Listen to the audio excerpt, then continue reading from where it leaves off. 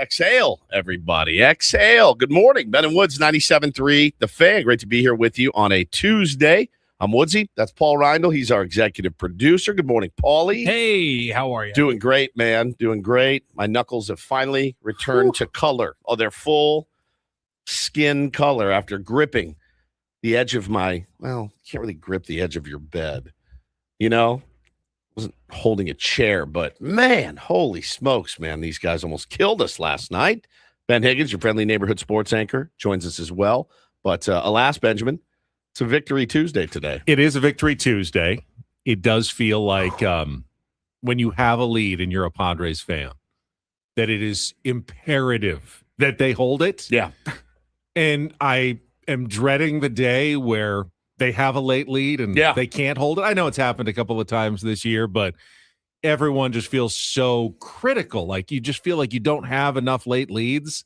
You can't let any of them get away. When somebody hits a home run off Mason Miller for like a walk, not a walk-off, but whatever, like we lose the game or something, like that's going to be so jarring. It's going to be terrifying. I was jarred when Albies hit a fly ball to left field in the last inning. It's weird. Jarring. Like, that went almost 300 feet. Yeah. Oh, my goodness. It's weird to see them even make contact against him. It is. And good point here. Joanna says, see the Red Sox game last night. You couldn't have had a worse ending to that. We can talk about it later. Did you see what happened to them? Yeah, they blew. Aroldis Chapman blew one. But the way that they got to that point was unbelievable. Like, I know things are tough here. As Steve points out in the chat, 4 hits. Just pops into the chat to just say 4 hits. Steve, we don't complain about wins. Doesn't matter how many hits you got if you won the game. Literally doesn't matter. I will say this. At least we are not the Boston Red Sox, and at least we are not the San Francisco Giants. We are trending in a much better direction than either of those We can teams. have higher standards than not the Red Sox or the Giants. Both several-time world champions. Which would be harder for you? Is it the climb to getting your first one or winning so many and then being a big steaming pile of poop? That would bother me more than, hey, man, we're just on the climb. We're on the come. We're trying to get one. But to have experienced a few of the greatest World Series championship teams of all time, and then to watch your organization turn into diarrhea. I keep hearing from Padres fans, just give me one and I don't care what happens the rest of my life. But you would. Once you won one, fine. You're not going to want to see your team go and just to the crapper. Finish in last place. I promise you that. My standards are to go win a World Series. Yeah, for sure. But I look at these teams and every day something happens or comes out where you go, oh my God, how would you handle this? Like in the media or as a fan? They got that kid. I think he works for Barstool. The kid Hogdale. Have you ever seen him? No. You never seen Hogdale? Hogdale. Paulie, pull a little flake. How do they come up with their names? I have Barstool. There's a lot of Hog has been used way too much into a popular culture, but he is the ultimate crash out king. And so it's one of those things where, like, when they lose, I'm like, let's see what this guy has. Crank your hog. Let's see what this guy says. And time to drop trout and hog out. Yeah. He loses his mind. I thought he was going to have a heart attack last night. Like, he's a bigger dude. What's his name? Hog? Just go to Hogdale on Twitter. Hogdale. He curses a lot, so be careful. You can just play. All you need is 10 seconds, man, and to listen to this guy crash out. He's unbelievable. So, again, I'm not trying to find comfort in the misery of others. KG says he can't crash out better than Frank the Tank. It's 20 times better because it's actually, you can hear what he's saying. It's not just, he's pretty articulate dude. But he crashes out. So we're not quite there yet. They were even talking about it on the broadcast. It's the funniest baseball team on planet Earth. There's no team like this one. There is no team like the 2026 Boston Red Sox. I'm scared to play anymore. It's hard, dude. He loses his mind. It's the first word I heard when I pressed play randomly was the F word. Or something. Yeah. I was like, okay. He's a nut. He's a nut. So, yeah, like, my standards are higher, but these organizations are really headed in the wrong direction. You could say that about ours, right? Until they actually win their first one. But it's an interesting thought of like, because they both teams, and we're talking recent history, right?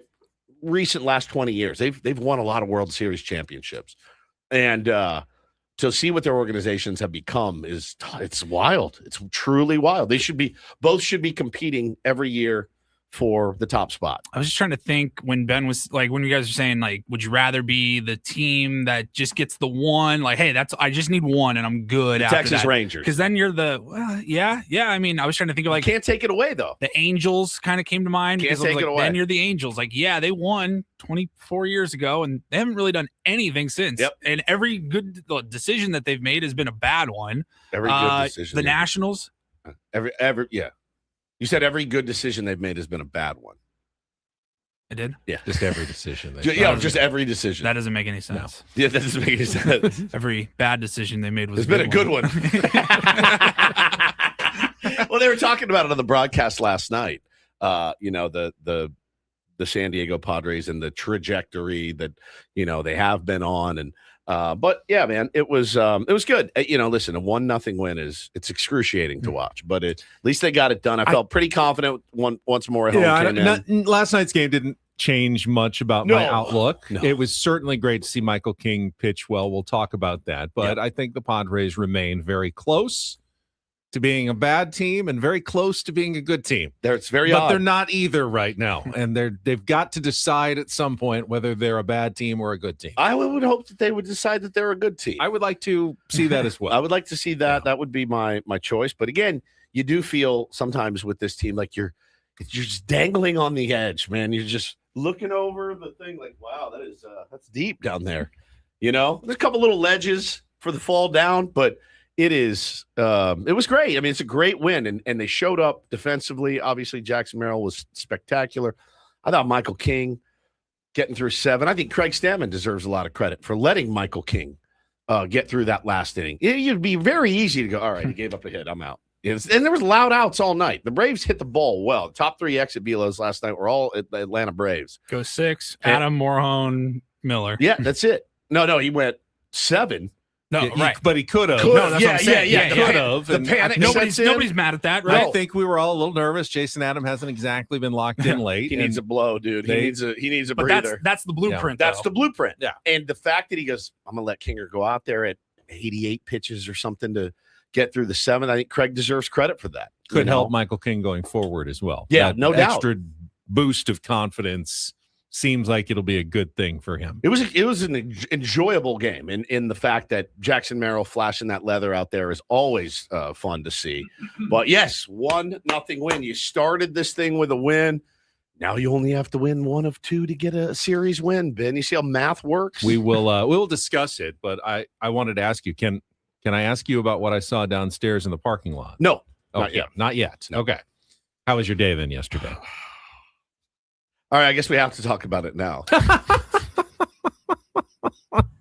Why didn't you ask me before the show if you could ask me? I was waiting until it was official, and I just thought, now it's official. If you asked me before. Sorry. But if you asked me on the air, then I'm forced. I did kind of force your hand there. Yeah, it's not that big. It's not that big a deal. It was just I was going to work it into my new spot today. Oh, well. I mean, if you want to surprise everybody. Yeah, I got a new to me Sedano Ford F-150. It's cool. STX. You see it? Cool. Yeah. You saw it? It's beautiful, man. Took me at first I was like, oh man, he's usually here by now. And I was like, oh yeah, there she is. I never thought, well, in my younger years, I never thought I would be a truck guy. And since I became a dad and more importantly, a coach that has to lug, you should see the amount of crap that I have to lug around wherever I go. Bro, when I coached high school baseball, I had you have a shed, though, I had don't a you? Ford. Well, I had a shed, yes, but I still had to bring a bunch of equipment with me that I wanted to have with me, or traveling to road games or whatever. I had a Ford, not an F-150, but I had a Ford Ranger, but still a pickup truck. Yeah. I couldn't imagine coaching without a pickup truck, Bro, honestly. So, and you guys know that every kid now has a baseball bag that's the size of Rhode Island, right? Like every bag is 4 feet tall, 3 feet wide, and they all roll like suitcases. Right. Every kid, not just my spoiled kid. All the kids they're called Boombas. Try to jam. Hey, can you give so-and-so a ride to practice? Sure. Hey, can you give so-and-so a ride to practice? Sure. You've got all the coaches here. Dude, they're huge.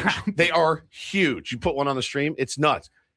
Trying to jam 3 Boombas, all the buckets of balls, the tees, the wagons, everything in there. It is insane. So now I don't have to worry about it. And my sweet, sweet angel wife is going to take it next week when I'm in Chicago and get the fold on the back, the cover for the bed.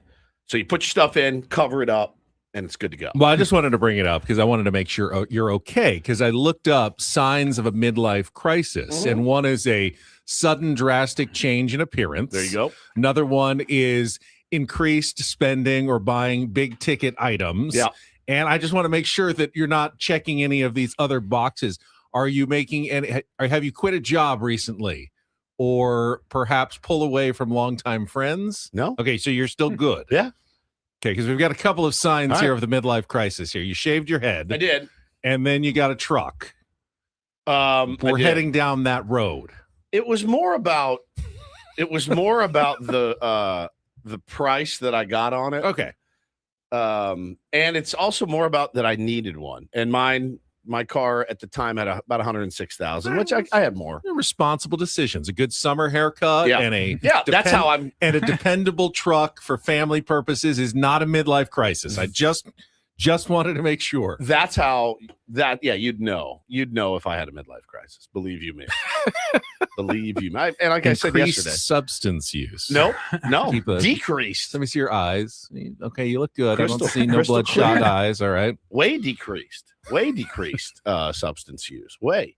No midlife crisis for me. But it's cool. I drove in this morning, was like, I feel like Billy Bob Thornton in Landman. I did. I was like, this situation is about to come to a head. This is I'm going to take it there. I was like, this is. No, Paulie, I'm like a Morgan Wallen hillbilly, like a high-tech redneck. You know what I mean? You listened to Jelly Roll this morning, didn't you? I did not listen to Jesse Roll. Jesse Roll? Jesse We have Roll. Jesse Agler coming up later. Jelly Roll. Jelly Agler. Jelly Agler. He'd love that nickname, I'm sure. I never thought I would be a truck guy till recently. It's been calling me. Somebody goes, Woodsy's going to be on here next week telling us how great Havasu is. I will say, there's a few things out there. You can write them down. If I buy a motorcycle, then you know. If I buy a boat, then you'll know. If I buy jet skis, then you'll know. Oh, he's done. A pontoon and jet skis for your trip to Havasu. He is done. No, I love it though. Okay, good. I do. I love it. Good. And I have my first practice. Well, I practice tonight, but it'll be my first loading the gear in the truck. It has those cool tie downs in the back too. I have no idea how to use them, but they're there. It's I have no idea how to click. I'll show you. But I know how to click them like a seatbelt. I just never know how to get them off. If I crank it one way, it doesn't. I can't get them to unstrap. You know what I'm saying? I know how to put them on and I know how to do that. It's just, the getting it off. Just pull down the clip. I feel like it releases. I feel like I never can get it out. Is the ones with the ratchet? Yeah. You know what I'm talking about. Yeah. It has those in the bend back. it up and Yeah. So I wouldn't know how to use it. It's really beautiful, man. It really is. It's clay colored. It's awesome. It rides like a dream. You guys are gonna love it. Sorry, I forced your hand to bring that up. That's okay. Before you were ready. Trying to think of anything I could bring up. Well, you could bring up what I did yesterday. What did you do? Well, I was told at Channel 10 that they needed to shoot some promotional material with me. Yes. There was a still shoot and a video shoot that I had to do a little after lunchtime. Basically a nightmare for me. If they said we have to do that here, I would. Now I don't have any video from the shoot in studio, which is, it seems early, but we're already promoting the fact that Super Bowl 61 is going to be on ABC 10. We haven't had the Super Bowl in 20 years, I don't think. But the game is going to be on ABC 10. There's like a promo that all the sports anchors in different markets are doing. It's tied in with like Toy Story. Yeah. And they had me in the studio reading some lines and tossing a football, which I really didn't want to do, but they really wanted me to be holding the football, kind of spin it and toss it in front of a green screen. I bet, huh? So we will see how that turns out. Oh my God. I don't have that. But then they wanted to do some still shots as well. So we went to the green screen and took just some promotional pictures. And when we were done, and Steve, our guy who does the pictures, sent them to me, he said, "Do you like any of these?" And I said, I mean, I don't know. I guess they're fine. And he said, "I don't like them. You look tired and sleepy in all of them." And I go, "I look tired and sleepy in all my pictures." Who said this? Steve, the guy who took the pictures of me. Is he a photographer? Yeah, well, he's our creative services, design guy. So did you tell him, you know my schedule? Yeah, man, I work two full-time jobs. I am tired and sleepy. I'm not sure what sad. I didn't feel particular. I mean, it was Monday. It's not like I had a long week. I just got off the weekend. But, I had done the entire show with you guys in the morning and got up early. But Paulie's got the pictures. I wanted to get your opinion. Do I look sleepy in the pictures? Look great. They look like me, right?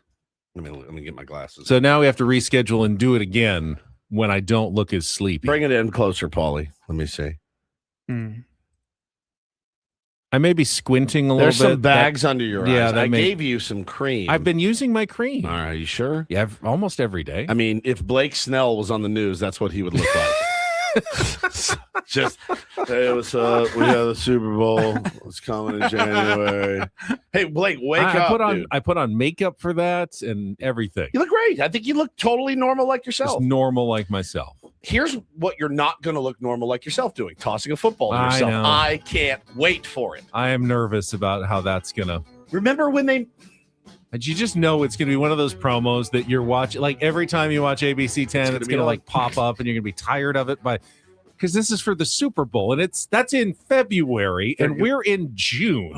So how many months are they going to be running this thing? When's it going to be ready? Like soon? I don't know how long it's going to take. So let's say they start it conservatively in July. July, August, September, October, November, December, January. It's 8 months of torture. Every time. Here's Ben. Yeah. Exactly. Tossing it up. I tried to do the no look. I wanted to do a tight spin, catch it, but not really look so I could still be looking at the camera like I was. Can I say that you look unnatural miming it? I know. You even miming it looks morbidly unnatural. This was not my idea. I said, "Can we do it without the football?" And they said, "We want to do it with the football." At least they didn't make you get down like you're a center and hike it to Kimberly Hunt behind you, who's got her hand up. We remember what our pictures holding a baseball bat looked like and how bad that looked for me. I will never forgive that guy for that photo shoot ever. He knows who he is. I'll never forgive him, and I know for a fact he picked the worst pictures. Don't even do it, Paulie. I'm telling you right now, I know what you're doing. Don't even do it. I don't even look great like in a picture holding a golf club. And that's what I do. You love golf. But any other sport, it just looks progressively worse anytime you take a picture of me with any other sporting equipment. They make us do it at fantasy camp. Paulie knows. At the end, when they're like, "Okay, grab the bat," and you're standing there like holding the bat against your it's horrific. Some guys will use like their glove. Yeah, they like hold their glove out. I hate posing for a photo. If I never took another picture of myself again, I'm fine with it. I'm absolutely fine. You're not going to see a lot of selfies from me. Maybe one when I'm in Hawaii or something, but you're not going to see a lot of this because I don't like the way I look. So it's not, and I especially don't like the way I look when it's for like work. Oh no, did you do it? Old promotional picture. Now, this is the one that Paulie's showing now is like 14 chins between the two of us. Woods is just a floating head, pretty much.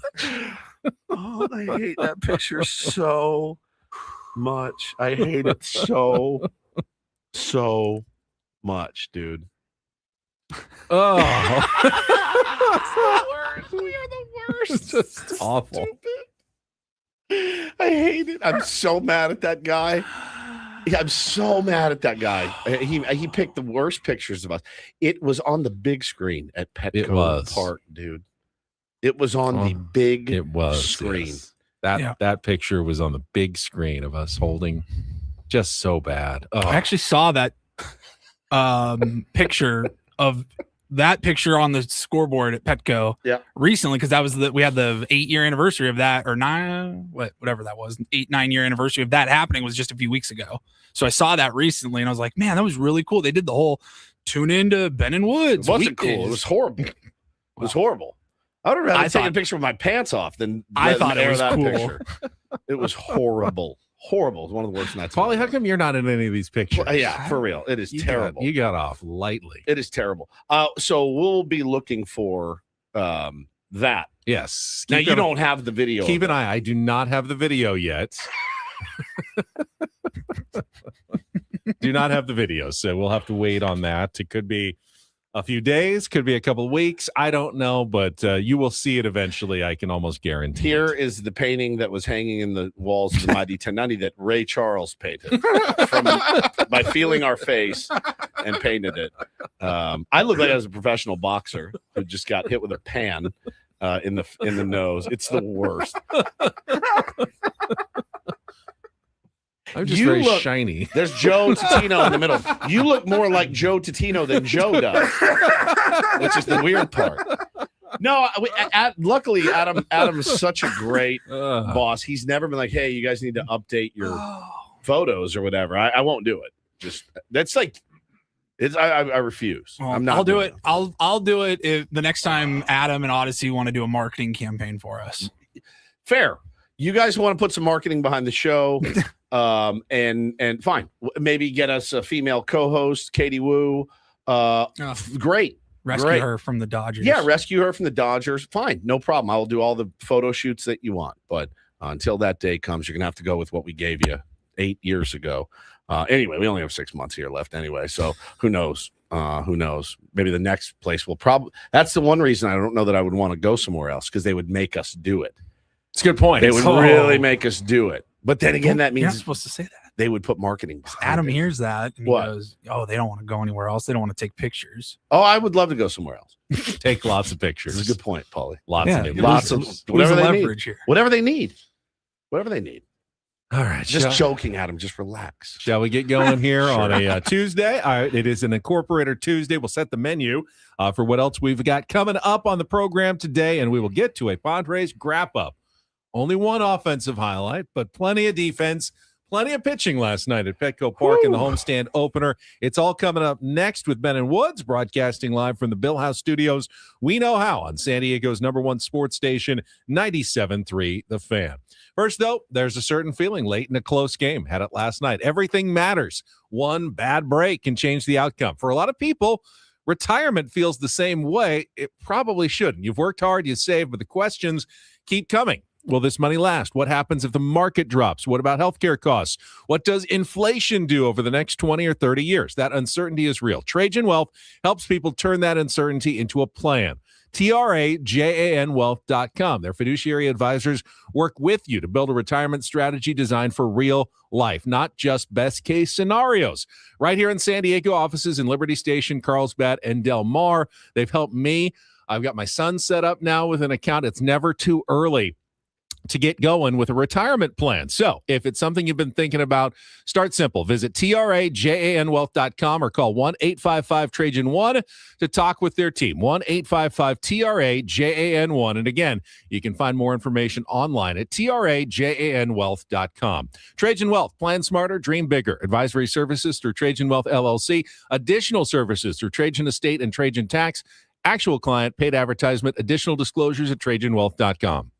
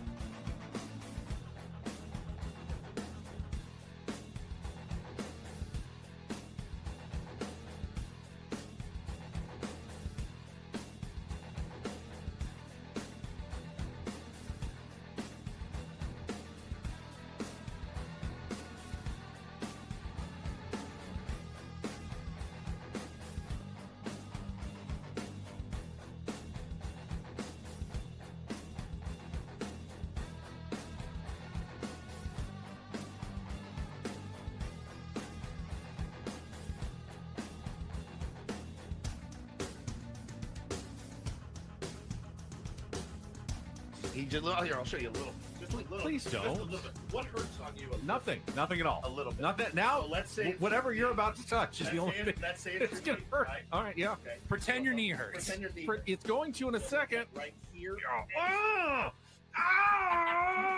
That is not pleasant.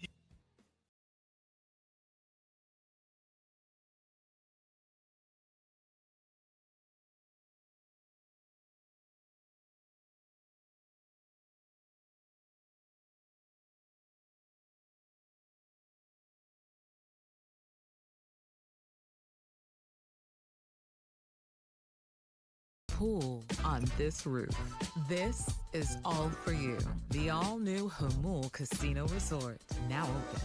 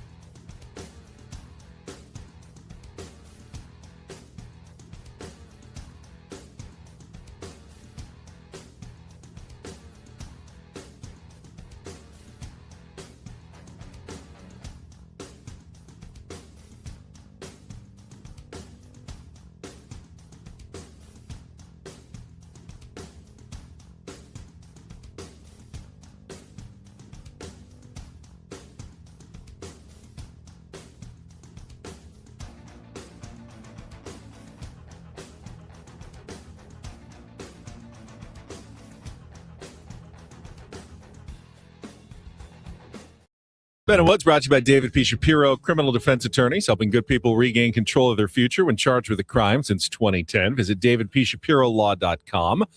Did go down to the Padres clubhouse pregame yesterday. How'd that go? Welcome them back. It was kind of laid back yesterday. I got to talk to Samad Taylor for the first time. How's Seems he like doing? a really good dude. Yeah, he does.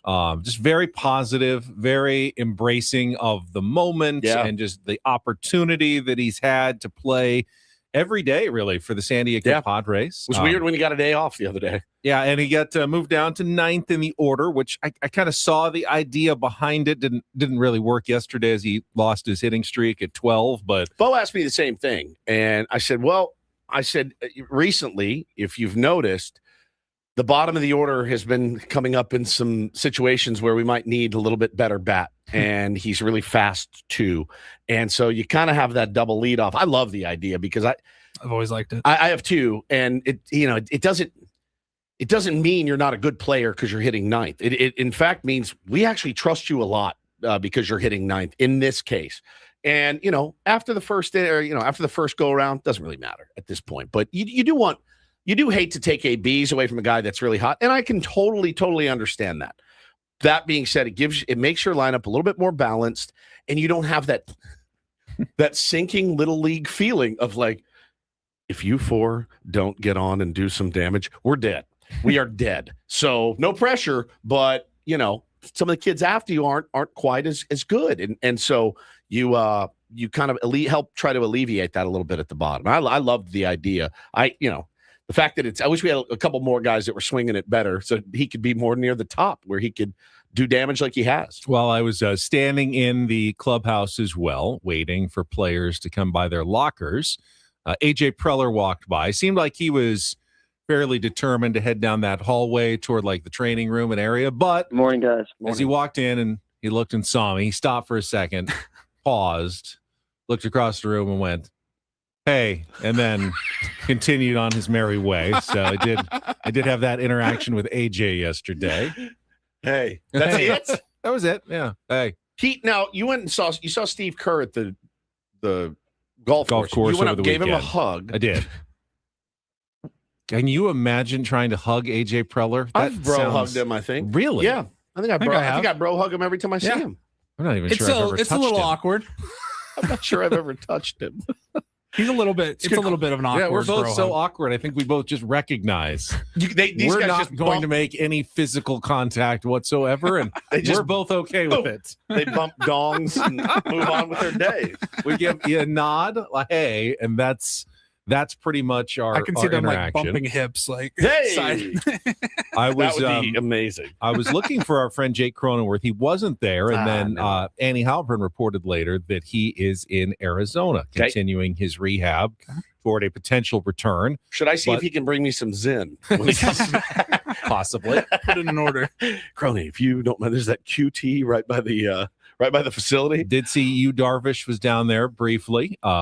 Did not get to say hello, so still have not really advanced where our relationship stands with you, Darvish. So you wanted me to bother him at his child's Little League game, but you did not say hello to him in the clubhouse of the San Diego I did Padres. not. It's his workplace, so I did not bother him. Well, he was with his family when I saw him. Saw Manuel Arturo Machado. Yes.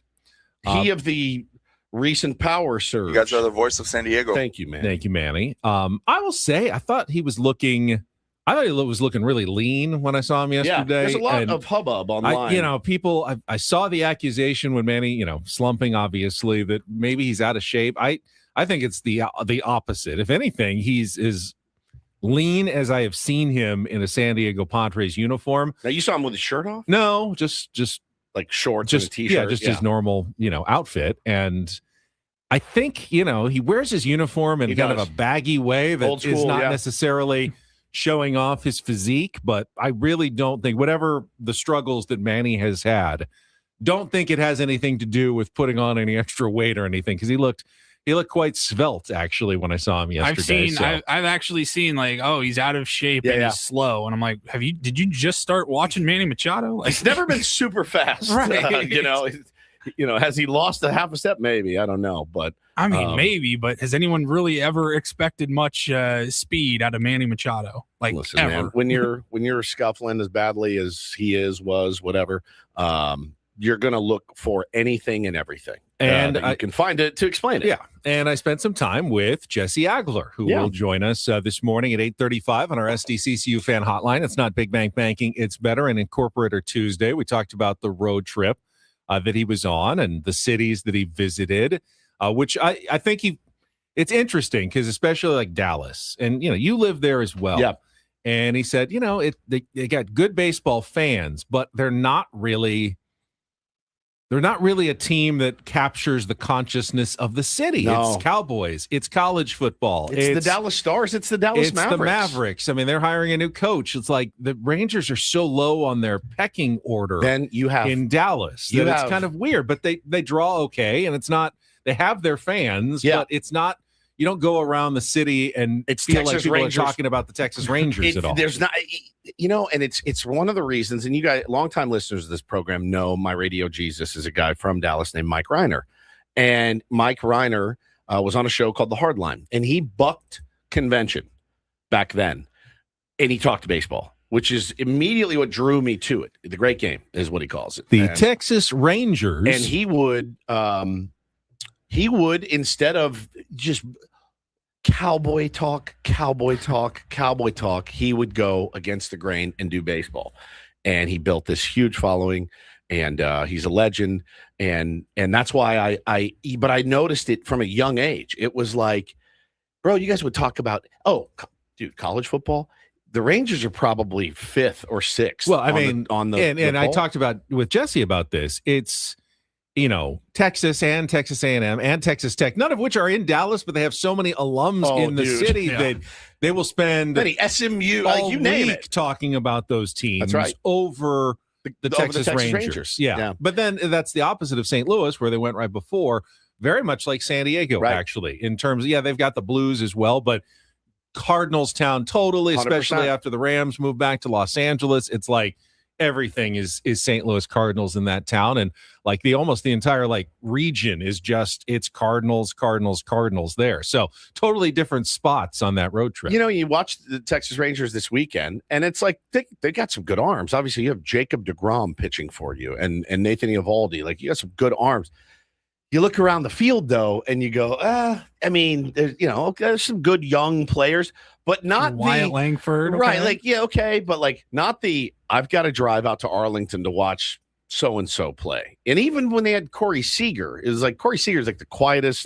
Like, he's not a big, He's not going to. There's not a lot of pizzazz. He's not going to make a lot of noise in Texas. With other people talking about the Cowboys. It's just not a lot of pizzazz. I mean, was there whatever 23 that they won, 22, 23, whatever year they won their champion? Like, was that just like full of bandwagon fans in Texas? Were they just the talk of the town for like a couple of months and then right back to football? Right back to it. Yeah, crazy. Right back to it.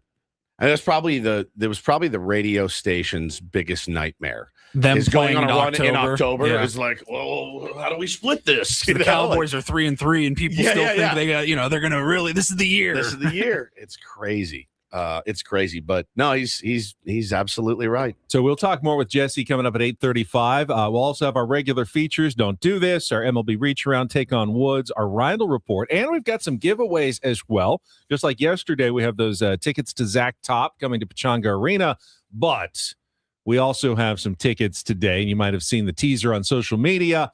Friday's game, Padres Dodgers at Petco Park. You will have a chance, if you listen to this program, to win a pair of tickets to Friday night's game against the Dodgers, but you will need to listen for our special sounder. When you hear it, call 833-288-0973, and we'll take the third caller when you hear it. And this will be, Paulie picked our sounder for the day because it is the Dodgers and the Padres. I think it only makes sense. Tommy Lasorda was a great manager. Him and Steve Garvey were good friends. Yeah. All right. So when you hear me say that particular sentence, call 833-288-0973 between now and 10 a.m., and you will have a chance to win Padres Dodgers tickets for Friday night. Padres fans preferred, but I guess we can't verify that on the phone. That's true. Damn it. That's the problem. Anyone can call in. And we know Dodgers fans listen to this program. Dodger fans. More than anybody. Thanks for the new truck, Dodger fans. Really appreciate it. All right, we will come back with our Padres Wrap-Up and talk about last night's 1-0 win over the team that did have the best record in baseball until the Padres beat them, and now the Dodgers have the best record in baseball, the Atlanta Braves. That is coming up next year on 97.3 The Fan. From the 855 Get Ross Traffic Center. Injured? Demand justice. Demand Jurowitz. 855GetRoss.com.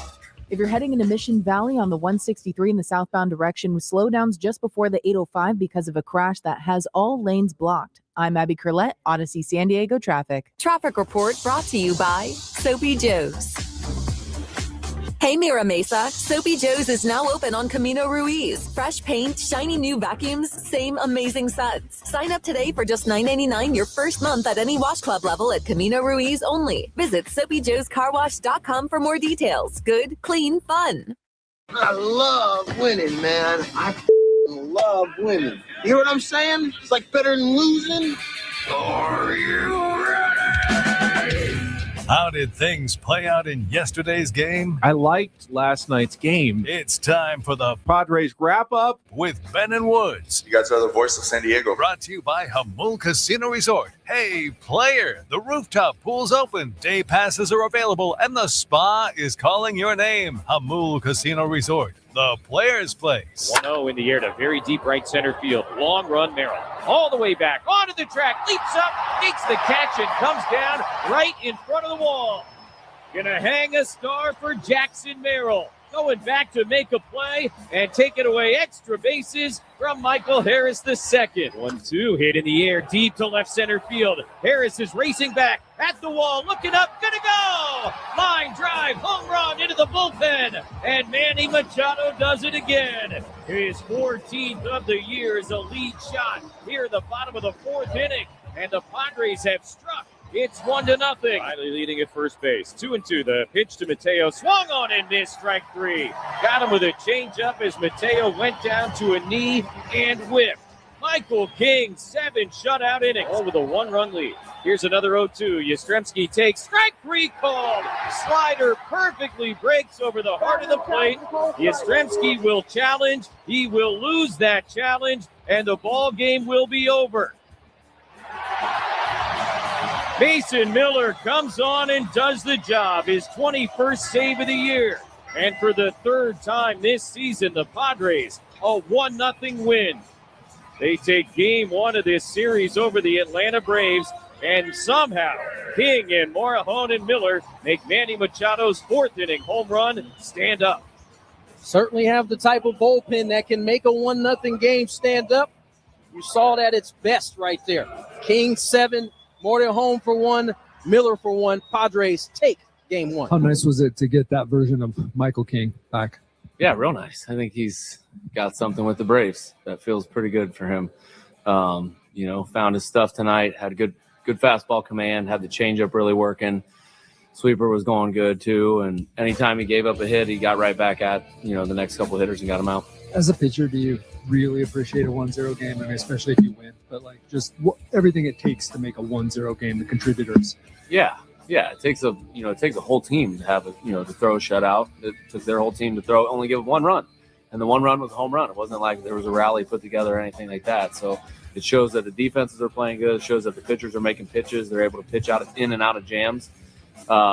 It's just a good old-fashioned baseball game, pitcher's duel, we all fell in love with as kids. Michael King, something with the Braves, Greg Stammen says. Do we get a Stammen laugh there? I think we got a little Stammen laugh. We did right at the end. Hang on.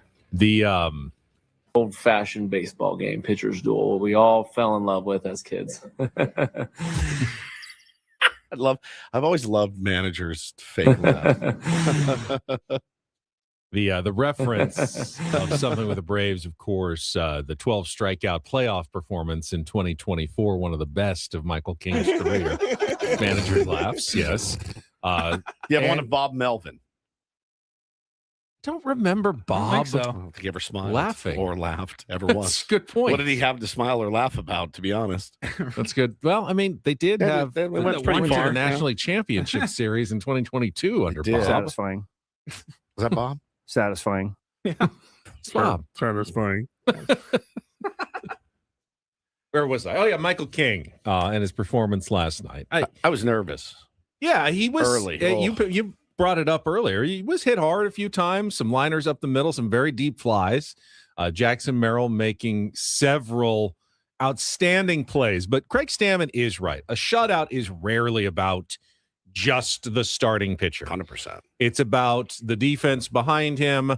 It's about getting a little bit lucky, and it's about the bullpen finishing it off, as Adrian Morejon and Mason Miller did quite effectively, even though it got a little nervous there with a couple on in the 9th against Mason Miller after he got the first 2 outs. Yep.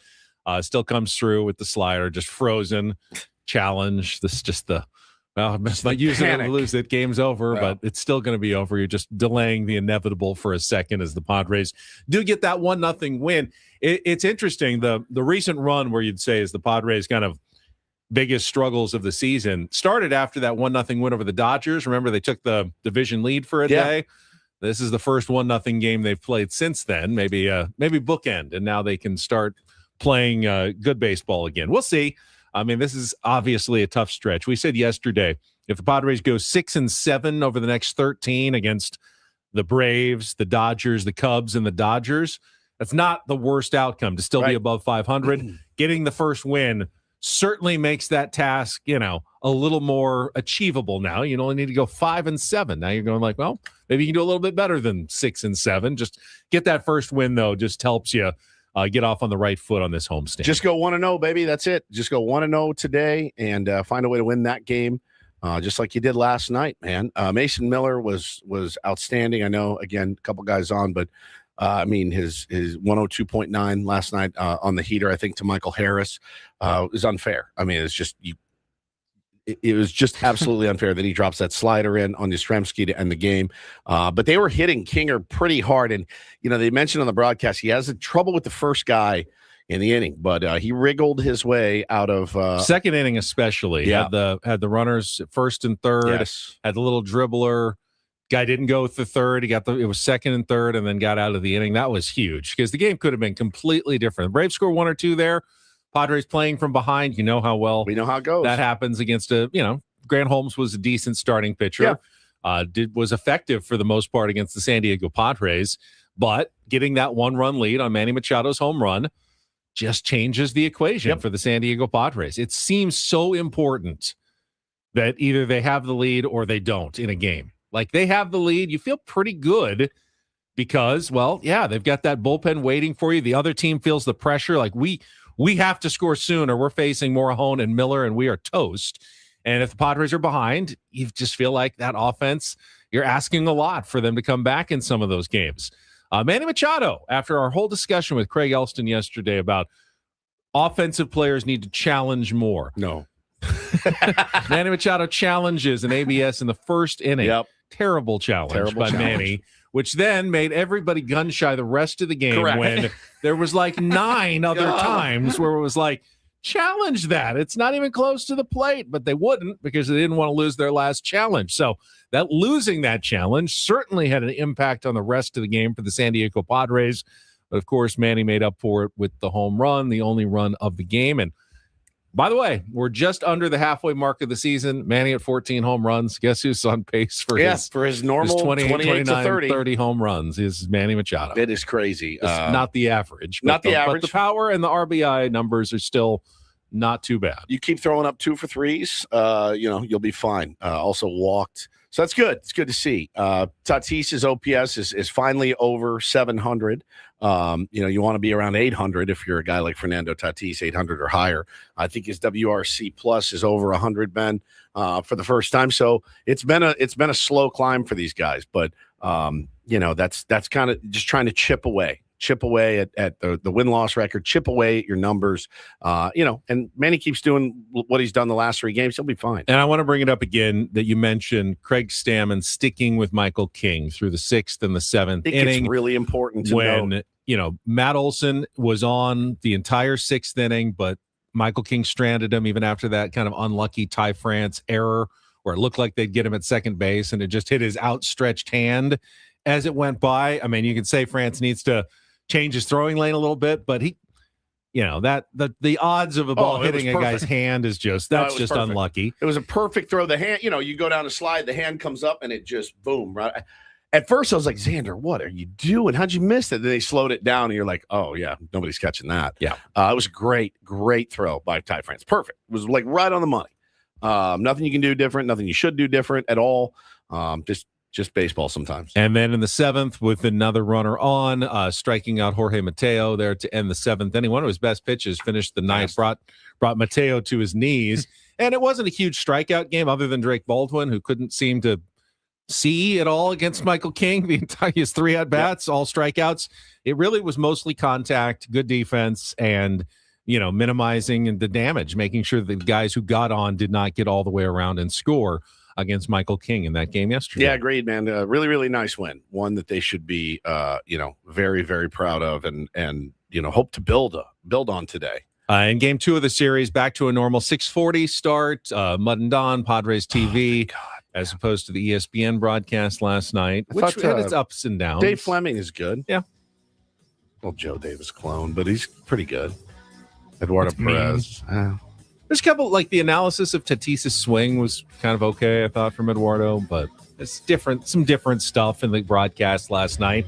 It'll be J.R. Ritchie against Griffin Canning or an opener again. Not sure if the Padres going to go that direction. We'll have more on that. Of course, a huge trade in basketball last night. All coming up, hour number 2. Ben Woods on the Fan.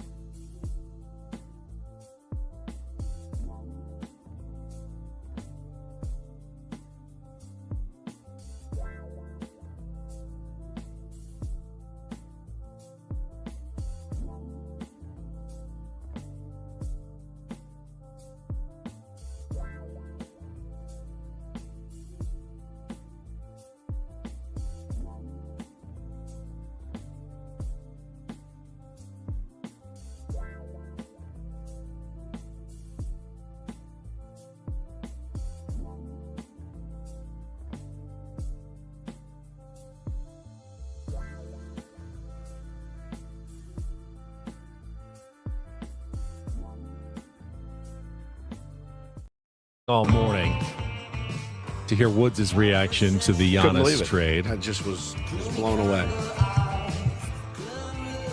Talked about it yesterday. Boston or Miami, and Miami made the better offer, allegedly.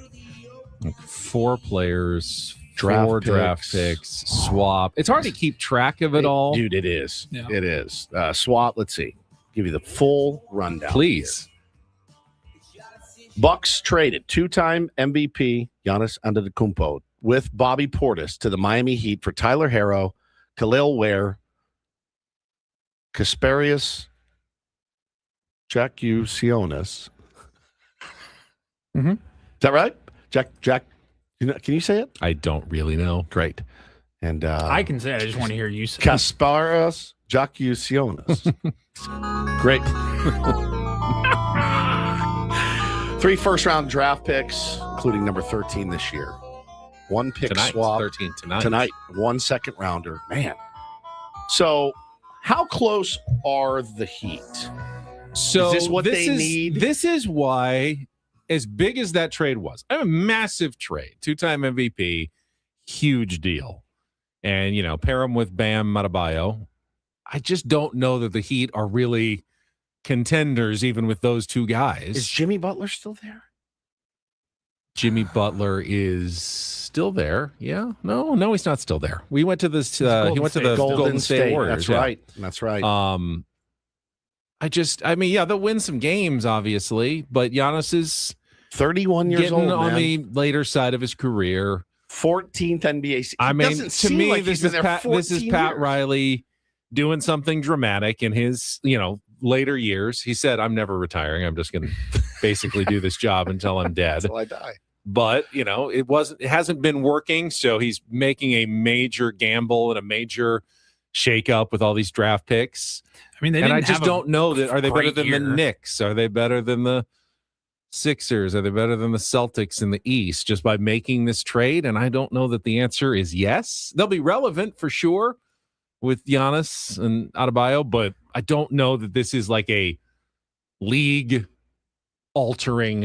trade. It certainly alters the future course of both the Heat and the Bucks. I wonder. But the NBA, I just don't think so. I don't know. I wonder, in the NBA, you have a salary cap, so he knows what he's going to make, like the Supermax or whatever those contracts are for him. He knows what he's going to be making. It kind of, to me, it sounds like it's like, do you want to live in Boston? Do you want to live in Miami? Yeah.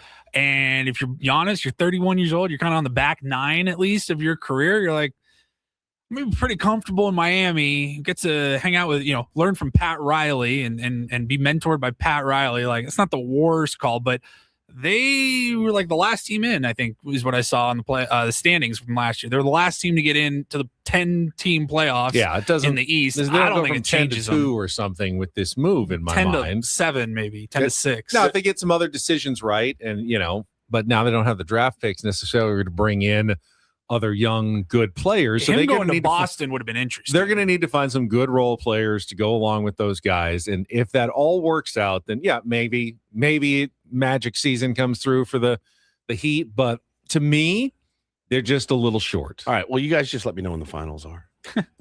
Because that was phenomenal. It's in about 50 weeks. 11 months and 2 weeks. Let me know. Until the next NBA finals. That was great. It was great. But that was the big headline in the sports world yesterday, obviously. 2 ones. And the Dusty May going to the Mavericks was also a big headline. In the I actually will just say one more thing on that, because I haven't even looked into it, but I saw that the trade, ESPN said the trade won't become official until July 6th because they have to leave some framework of the contract open for if and when expansion is approved, whether that's Vegas and Seattle or just Seattle or whatever they're going to end up doing. But they have to wait before they finalize the deal because there's, I'm sure there's so much money, shared between the teams and all that. So they're waiting until all that's figured out. One of the realities we may have to deal with as baseball fans, if the new CBA looks anything like the NBA's in terms of revenue sharing, whether it's a hard cap, soft cap, luxury tax, first apron, second apron, is baseball could get a lot more complicated the way that basketball is in terms of, we have to wait until this date before we can execute this trade because we've got money that needs to be set aside for 1 year versus the other year. Baseball has some of that with the luxury tax, but it could have a whole lot more of it after the next CBA in terms of, teams that have to meet the minimum and, 3-year rolling averages and payrolls. And our brains are going to explode as baseball fans. It's not one of my favorite things about basketball is how complicated and really it actually is very limiting. Like free agency is not huge in basketball anymore because teams tiers, right? Teams just have their, tiers sign their own guys to the max deals, even like Trae Young, which made very little sense for the Wizards, I thought yesterday, to sign Trae Young to a near max deal, but that's really their only option. It's like, well, I mean, if we want to have a star, he's the one we can sign to, that kind of money. So they did. And you rarely see the big free agent signings anymore because the economics doesn't make it really work in the NBA. Will that happen in baseball? I don't know. I mean, we're seeing the proposals getting thrown back and forth between players and owners. Certainly some interesting ones. Woods, you were up in arms yesterday about what the owners threw out there over the weekend. Yeah, I was. And I think it's sad. And listen, I'm not going to, if that's your opinion that this would be better for baseball, that's your opinion. That's fine. But basically, the proposal was to eliminate, Passan tweeted, MLB today proposed an overhauled domestic amateur entry system that removes high school players from the draft, makes college players eligible after sophomore year, shortens the draft from 20 to 12 rounds, and cuts bonus pool from $358.7 million to $200 million. And I saw a guy tweet, it makes sense. There's zero reason they need to have so many minor league levels, with college baseball being as effective at development as it is.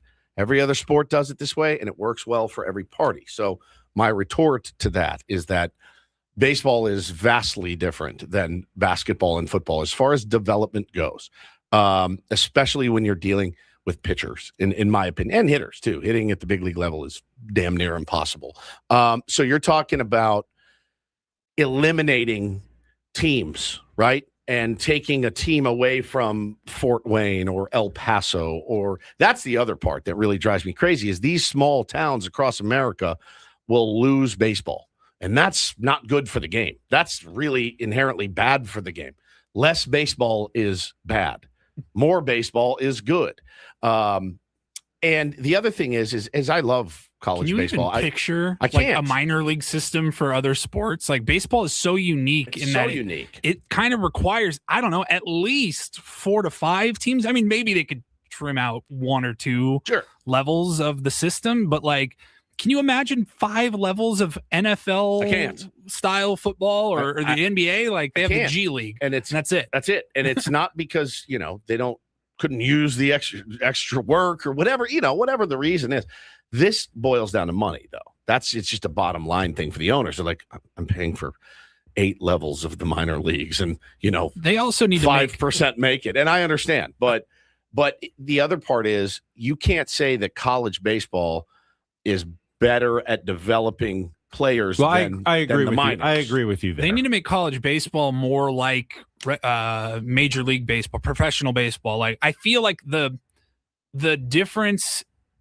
Why aren't they using wood bats is my point. I feel like they're closer to professional baseball than high school baseball at the D1 level. They should be using wooden bats. How are you really being properly developed? Yeah, I think it's the expense of wooden bats that prevents college baseball from going that direction. It definitely is. But the other thing is that the head coach of the Oklahoma Sooners, and congratulations to the Sooners, national champions. Watched most of that game last night. You're watching the North Carolina Tar Heels. They brought a kid back who went 5 innings yesterday.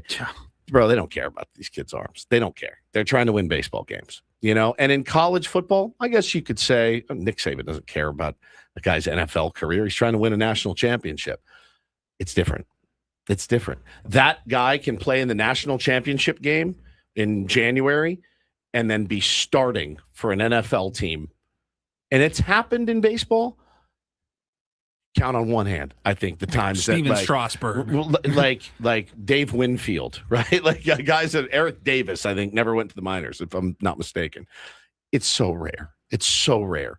And you think about it, no high school players, huh? No high school players in the draft. So Connor Griffin doesn't get drafted. Kevin McGonigal doesn't get drafted. These guys, like, they got to go to college for a couple of years. You're limiting their But there's a reason for it. And I'll ask Paulie, the San Diego State alum. Would you rather your program produced championships or pro players? Because the Aztecs have had a good history, even in football, of producing pro players. Yeah. But they don't win anything. Sure. Yeah. That doesn't rally the alumni support. You don't donate to your program because they've had a good track record of feeding players to the big leagues, or they've been feeding players to the NFL. You donate to your program and you support your school because they win. Take football out of it. Football's completely different. In baseball, it's the same thing. There's a lot of Aztecs, a lot of USD Toreros in the big leagues. Yeah. You see them all the time. How many times have those schools gotten to the College World Series, though? It limits them. They don't have big-time programs because they don't get to the College World Series. Those coaches are incentivized to win, not to develop their players into professional talent. So you can't rely on college being the professional development ground. Not in baseball. You just can't. Not in baseball. And it's not their fault. Like, it's not. I wouldn't blame any college coach for doing what they have to do to win baseball games. That's your job, is to be a winner. The lines stop. You don't have to develop these guys for you want to develop their mentality, teach them to be good teammates and human beings, but you don't have to baby a kid's arm when you're in college. You don't. And they don't baby kids' arms at 12 like they should. Now, I tweeted something over the weekend about a coach that I saw. And again, I think this was 18s, if I'm not mistaken. Kid threw 143 pitches. 90 pitches in a game, 46 the same day in another game. He then went 134 in a game the following week. So I think he's 18. And you want to talk about limiting your potential. You're damaged goods, man. You spend 2 years in college. If you are a stud pitcher out of high school, you are damaged goods. Straight up. They're like, how many innings did you throw? But not everybody is a first-round stud. I wonder, could this be better for like the guy who's drafted in the 18th round out of high school? And no, just go 2 years. You can go to junior college and still, a lot of guys come out of junior college and end up in the big leagues. That's a very viable path, and go that direction rather than getting lost in a minor league system with, all the international picks and being sent to a complex league. And you got tons of young 18 and 19-year-olds there, and you get lost in the shuffle.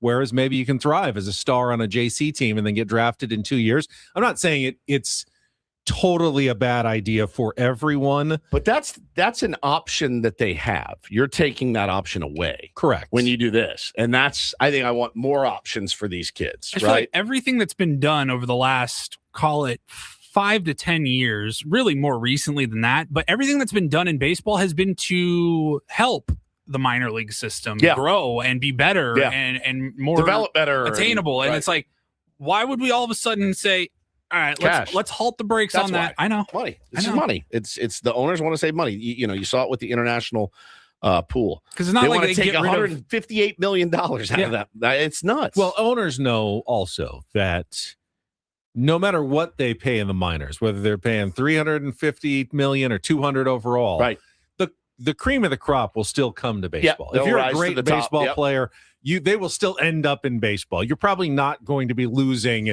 tons of great baseball players because you lowered that number. So they feel like it's a win-win situation. They save, but ultimately they're still going to find the best players who will rise to the top and make it to the big leagues. Sure. You're cutting your pool, though. You're potentially. Will you miss a couple of guys who were late bloomers and potentially damaging your pool again when it comes to pitching is crazy. It's crazy how the responsibility of coaches is really, until they get to the professional level, your responsibility of a coach is to protect these arms and these kids. That's your responsibility. Starts right there. I understand wanting to win a ring on a weekend. I understand it, but you just can't do it. You just can't do it. And then you're going to take these kids, you're going to put them into college in a situation where Coach is like, hey, I need you Thursday, Friday, and Saturday, bro. They're not professionals. They're 18. They're not fully developed, and you'd hate to miss out on those kids that make that jump from high school into the minor leagues, into the majors, like the Connor Griffins of the world. And keep in mind, this is a CBA negotiation. So yeah, they're throwing it out. Are going to throw it out there, maybe even in the intent of, we know nothing's going to change in the minor leagues, but if we use that as a concession, maybe we get something else that we want later down the line. So ask for it now and act like, all right, you want to keep all this minor league money and everything going, then you have to give us something somewhere else. Yeah, it's just it is all part of a very long dance of negotiations between the owners and the players. Isn't it so weird, though, in negotiations? The general rule of negotiations, you don't want to show your entire ass. And the owners are like, pants down, we want a salary cap and we want to cut the minor leagues. And they're like, whoa. These are huge. We just got here. These are huge ass. Like their whole ass exposed, right? Like, or is that how you do it? Maybe then that's the how you other do side kind of panics and goes, "Oh, we got to get something done." I don't think so. Doesn't have all these things. I don't think the other side. I think that tells me if I'm on the other side, like, whoa, we're not close. You guys are out of your minds. Let's revisit in 6 months. You guys get your act together, and then we'll revisit this. Get your head right, and come back to us with something that's even reasonable. We're not even in the same, we're not in the same zip code. And again, these players, they always talk about protecting the younger generation. I think this would be really detrimental to baseball. And again, take all of the development and everything out and the money.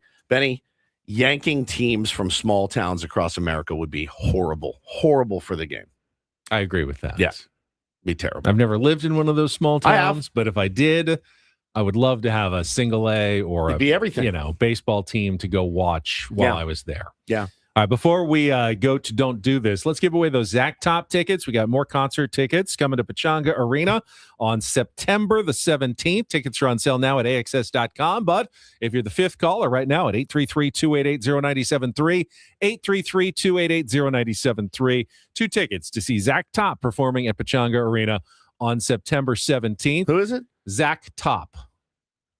Thank you. Why do you? I still don't get it. I know. All right. That's why we love you. We will come back with Don't Do This in our next segment, including a sports anchor like myself. Yeah. Having some pronunciation problems over the weekend. A slip of the tongue, if you will. Something like that.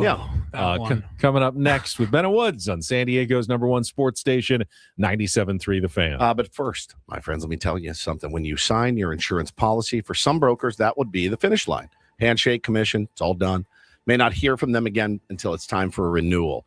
But your business runs all year. So do the gaps and the risk. Those don't end. That's why we're talking about Super Sure. If your company has more than 25 employees, whether you're the owner, CFO, or HR manager, it can be a little bit too complex to just buy a policy online. Super Sure is the super agency built for you, licensed in every state for your business insurance and employee benefits. Year-round support for you and your team. Supersure.com. You can access the fine print facts, translate your current policy into plain English so you know what's covered and what's not. Always want to make sure that you're covering your rear end, right? Plus a business value calculator so you can estimate what your business is worth and you know what actually needs protecting. Again, go to supersure.com. One super agency, one powerful platform, all your policies in one place. Go to supersure.com. Supersure.com, paid for by Supersure Insurance Agency, LLC, a licensed insurance agency.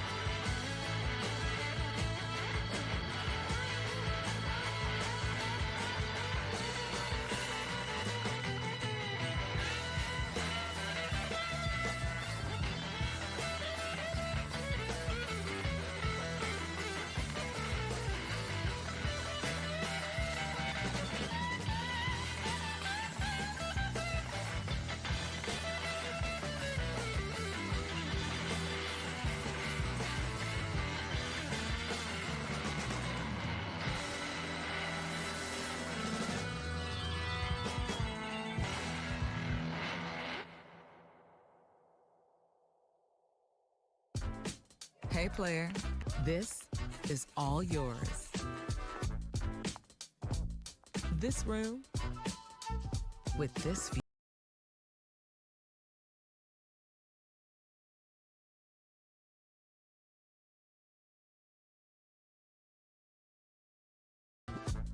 And this pool on this roof. This is all for you. The all-new Hamul Casino Resort, now open.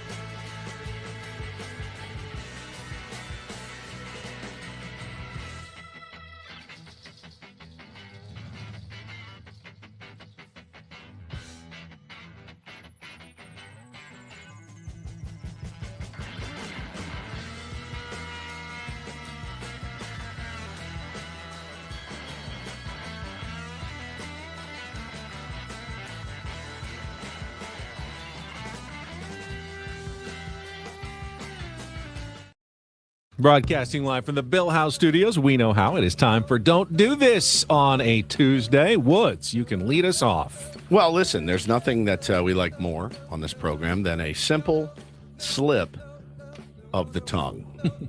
I will let this audio from the, it was U.S. Open, yeah? So this was a sports anchor in Pittsburgh, ABC affiliate. So my counterpart in Pittsburgh, Yasmin Rodriguez.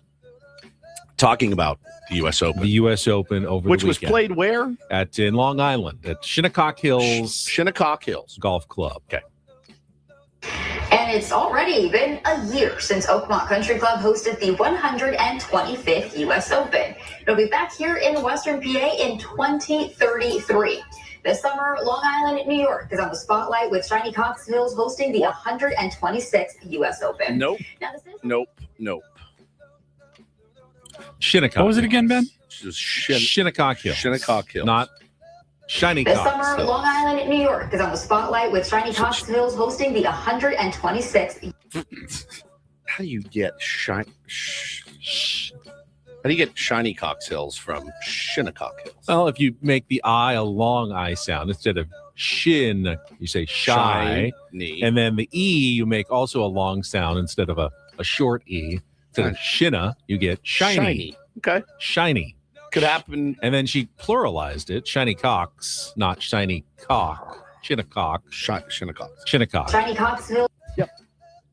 I think she's talking about your cable company. Yes. Yes. The best in the business. This summer, Long Island, New York is on the spotlight with Shiny Cox Hills hosting the 126th U.S. Open. It does. Yeah. Happens all It does. the time. Now, this next story maybe lost a little bit in, not translation because it is in English, but the way we approach sports may be different than the ways it is approached in Scandinavia. That's true. Maybe it's a cultural thing. Yeah, Norway's Erling Haaland has had one of the best tournaments so far. 4 goals. Pretty good. Led his team to another win yesterday, and they have already clinched their spot in the round of 32 like the United States, but they still have one more group match coming up against powerhouse France. And Haaland, being interviewed after the game, was brutally honest about his team's chances against France, like in a way that was almost shocking to hear. Paulie, do we have the audio? I am pulling it up right now. Up next is France and the likes of Kylian Mbappe. How big a challenge is that going to be for Norway? You guys in flying form, can't wait for it. Honestly, I don't care too much now. We're through. We managed to get through, which is incredible. So I couldn't care too much about that game now. They're probably going to win against us. They're probably going to win the whole tournament. They're Well, probably that's quite a going to statement, but win against congratulations. us. They're probably going to win the whole tournament. It's Highland, by the way. Highland. Idiot. Highland. God. I'm sorry, everyone. So Isn't that what I said? uncultured. Highland. No. Highland. It's 2 A's. Highland. Highland. Highland. Erling Haaland. Highland. It's not Highland like Scotland. It's Highland. Erling Haaland. Highland. Highland. Holland. It's not Holland. It's not Holland. Highland. It's right between. It's Highland. It's Holland. Highland. Haaland. Because there's 2 A's. It's the Holland. double A. Holland, like the country. Holland. Holland. Holland. Why do you Holland. put this weird accent on Holland. Holland. I'm trying to speak like a Norwegian. But I you're not think. Norwegian. No, it's weird. You say Highland, I say Holland. Is it okay to be brutally honest about your team's chances, or do you have to be like, hey, we're going to pull off a shocker. We'd love to Holland. pull off the upset, win our group. It's like they're probably going to win, and they're probably going to win the whole tournament. Why do we even bother showing up, sort of thing? It gives big, it does give big Little League energy when you pull into the parking lot and you've got some of your kids with you and they see the other team getting out of the car and they're taller, bigger, and they go, "That's who we're playing?" And you go, "Yeah." And they're like, "We haven't even got out of the car. We haven't even." Maybe they don't throw fast at all. Have you experienced this? Bro, Very good. Are you kidding me, dude? We went to play my buddy Travis's team up in San Marcos. They're 9U or 8U, right? We pull in the parking lot. I got three of my players in the back seat. The kid gets out of the car. He's a big kid. And they're like, "That's the team we're playing?" I go, "Yeah." And they're like, "We're dead. We're done." All so right. I go, I haven't even unlocked the door yet. You So don't in have your, in your head, you're like, we lost already. You don't even have your seatbelt off yet, and you have lost this game in your mind already. I know it's hard, but it's funny. That's a funny way that guy did. He's like, "I don't care. We're through." France is very good. We all know this, I think, about France. I expected a little more like, yeah, we're going to give it our best shot, or we're, hey, we're prime. We're playing really well Yeah, we'll right see what now. We happens. can pull off the upset. No, we're out. They're going to win the whole They're thing. going to win the whole thing. I like it, though. There's something to it. There's something about it Puts all the psychologically. pressure on the other team, Yeah, maybe. I think psychologically, you can just play loose and free, knowing you're not expected to win it. I think there's something to it psychologically. All right, finally, you've got to do this for us. I do, and mega doo-doo. we talked about this story last week when Georgia got eliminated from the College World Series. Kid comes up in his very, very last AB, and I'm looking for the thing I sent Paulie. So hang on, here we go. The brothers, remember the brothers? The brothers. The name is Colby. Colby Branch comes up and hits a bomb in his last at bat for Georgia. His brother playing second base, daps him up. Parents are in tears. We talked about it last week. Incredible. Yep. On do this. Well, this is what happened to his brother Kyle Branch in his last at bat for Oklahoma.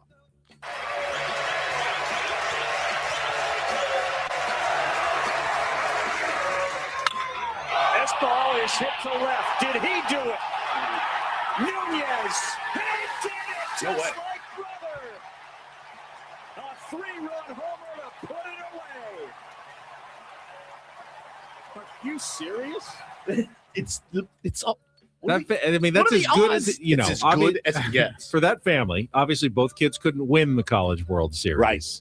One of them had to lose. So the one lost, but got a home run against his brother in his last at bat. And then the other wins the whole thing and gets the final clinching home run, 3-run shot in his last at bat. It's pretty incredible. It is just the odds of that are just astronomical that would happen. But really, really cool moment last night. And again, congrats to the Sooners, who really were not supposed to be there, Benny. It was a total Major League Baseball type, magical run. Team got hot at the exact right time and went out and just dominated North Carolina. First title since 1994 for the Oklahoma Sooners. That was so cool. And that is Don't and Do This for a Tuesday.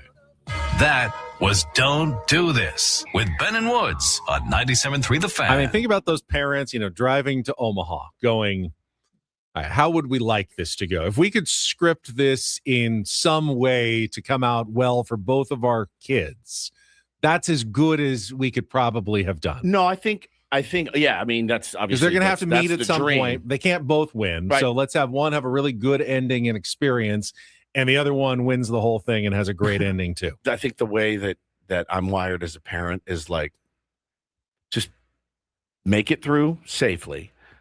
Don't make any big production. Don't play really good defense at critical times. Don't boot one in a critical moment. Like, I'm just praying that you get through this unscathed emotionally, right? You're going to lose. It would hurt, right? But like, don't F it up out there, right? Don't throw your helmet. Don't do something goofy. Don't be a story. Don't make yourself into the story. Does that make sense? Yeah. Your kids are close enough in age that at some point, they could be playing against each other, with each other, or other. against each other. Yeah. That would be interesting. Yeah, for sure. All right, we'll take a timeout. When we come back, let's get to our MLB Reacharound. There was plenty of other action in Major League Baseball yesterday. Woods is dying to talk about the Boston Red Sox implosion at the end of their game as well. That could have been a don't do this as well. It certainly could, but we're saving it for our next segment coming up on Ben and Woods, San Diego's #1 sports station, 97.3 The Fan.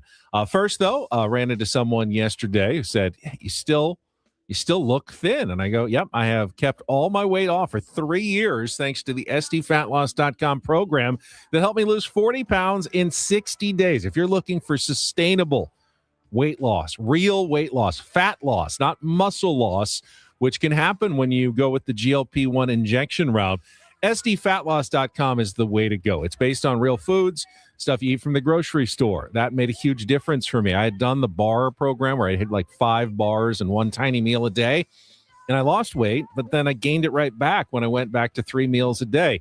With SDFatLoss.com, I was already eating real food, so there was no switchback. The maintenance was so much easier, and I still lost the weight fast, up to 1 pound of fat per day and 10 to 20% of your body weight in 60 days. No exercise required as well to lose the weight. If that sounds good, sign up for a free consultation.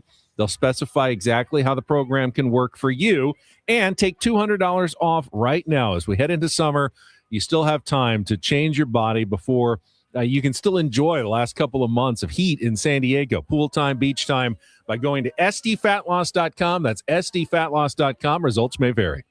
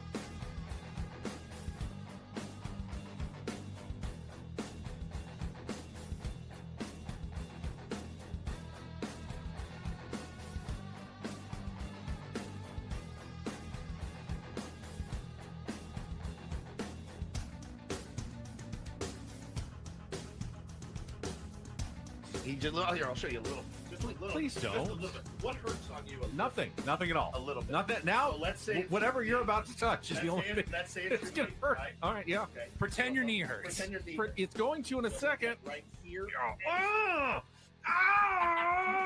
That is not pleasant.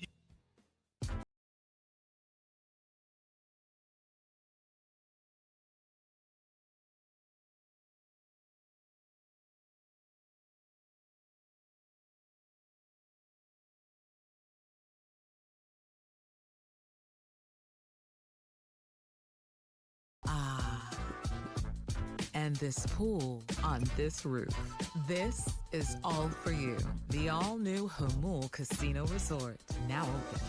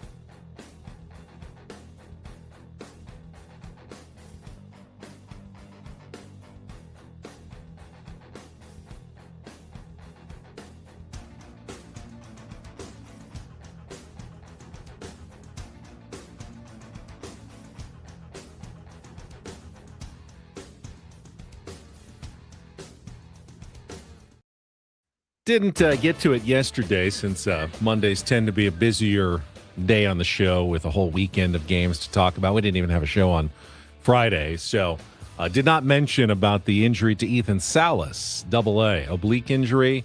Going to miss some time. I hate that, man. Those are gnarly. They are gnarly. Yeah, hopefully it doesn't affect him the rest of the season as obliques sometimes do. Give him as much time as he needs. I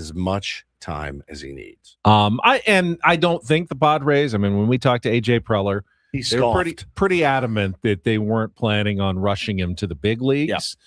Yep. He's been so hot, you hate to see him lose any of that momentum, but hey, he missed a whole year with a back injury and came back looking better than ever. Yep. So, I guess some time off is not the worst thing in the world. Padres do need some more help behind the plate. Rodolfo Duran has kind of started to slump a little bit offensively. I think he's still doing the job well defensively. He did boot that. He did. Yes, he did drop a pop-up, which didn't hurt actually helped the Padres, honestly. It did. He was not, he looked a little panicked once he dropped it. He didn't need to. He could have just brought back some bad memories of Sunday afternoon baseball. When the backpedaling starts, I'm dead. If you're not squared up right with it, right in front of your face. It's one of those things that in baseball is always that mystery to me, how the catcher always takes over. Crazy. Because I feel all like the gear, the helmet. It's got to be the hardest thing in the world. You're backing up. It's going angle. Straight up. I got it. You got all the gear on. Michael, and the pitcher who's just standing there 60 feet away, is looking right there. Is an athlete as well. Can't have They're not allowed to touch it at all. I'm going like, wouldn't this be way easier for the pitcher just to jog in 4 steps and make the catch, than making the catcher do it? Coming toward it instead of standing up quickly, ripping your mask off, backpedaling, finding it, and then with that big like padded glove, making that not play. A regular glove. Yet we always say, it's the catch. It's the catcher's ball. Like, really? I think I'm gonna start coaching my pitchers to just go get it. I think at this point, just go get it. I don't want him. The new inefficiency in baseball. We're going to be the first team that actually coaches their pitchers to catch fly balls. Well, then he drops it and he turns And I go, oh, no. Like, so the runner on first didn't go, obviously, because it's a pop-up to the infield. So he just parked at first base. Well, once the ball hits in fair territory, it's a live ball. He picks it up, and instead of lightly lobbing it to second to get the lead runner, he skips it over to first. And thank God France knocked it down and was able to tag the lead runner, and Olsen got to stay at first. But the panic, you're right. You can't panic when that happens. And I know – and then at the dish, he just looks a little bit like an 11-year minor leaguer, right? Like a guy that, has had some good swings since he's come up, but I think he's batting about 140 or something right now.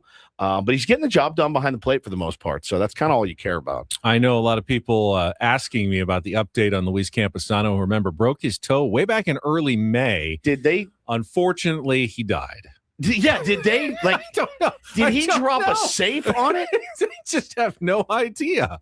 I mean, he was supposedly taking swings pain-free like did he 3 hurt weeks else? ago? I think he hurt don't know. else. Did he have an injury on his way back? If he did, I missed that because I've been waiting for an update on Campy. Like, shouldn't he be back like by now or anytime soon? I mean, yeah, I'm sure toes are important for catchers, and you don't want a broken one that's going to take foul tips and stuff. But my goodness gracious, it's just like I keep expecting at least a rehab assignment or something, and I don't get any news about Luis Campusano. Yeah, no, I'm with you. I'm not. Listen, guys are going to come back when they are.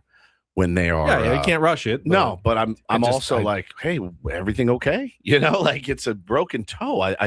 But again, I thought I heard something that he hurt Annie, himself. according to Purple, Annie said he's facing live pitching and progressing to a rehab, which is good news because they could use him back pretty badly. Yeah. I did see Freddie Fermin in the clubhouse yesterday. Yeah.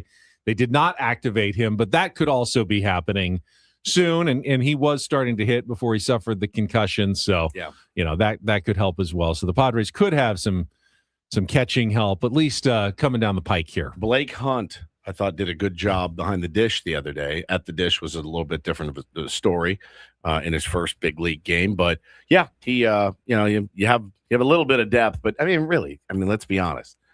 None of these guys really blows your hair back right now. Campy was on he had a good few weeks. Yeah, like awesome.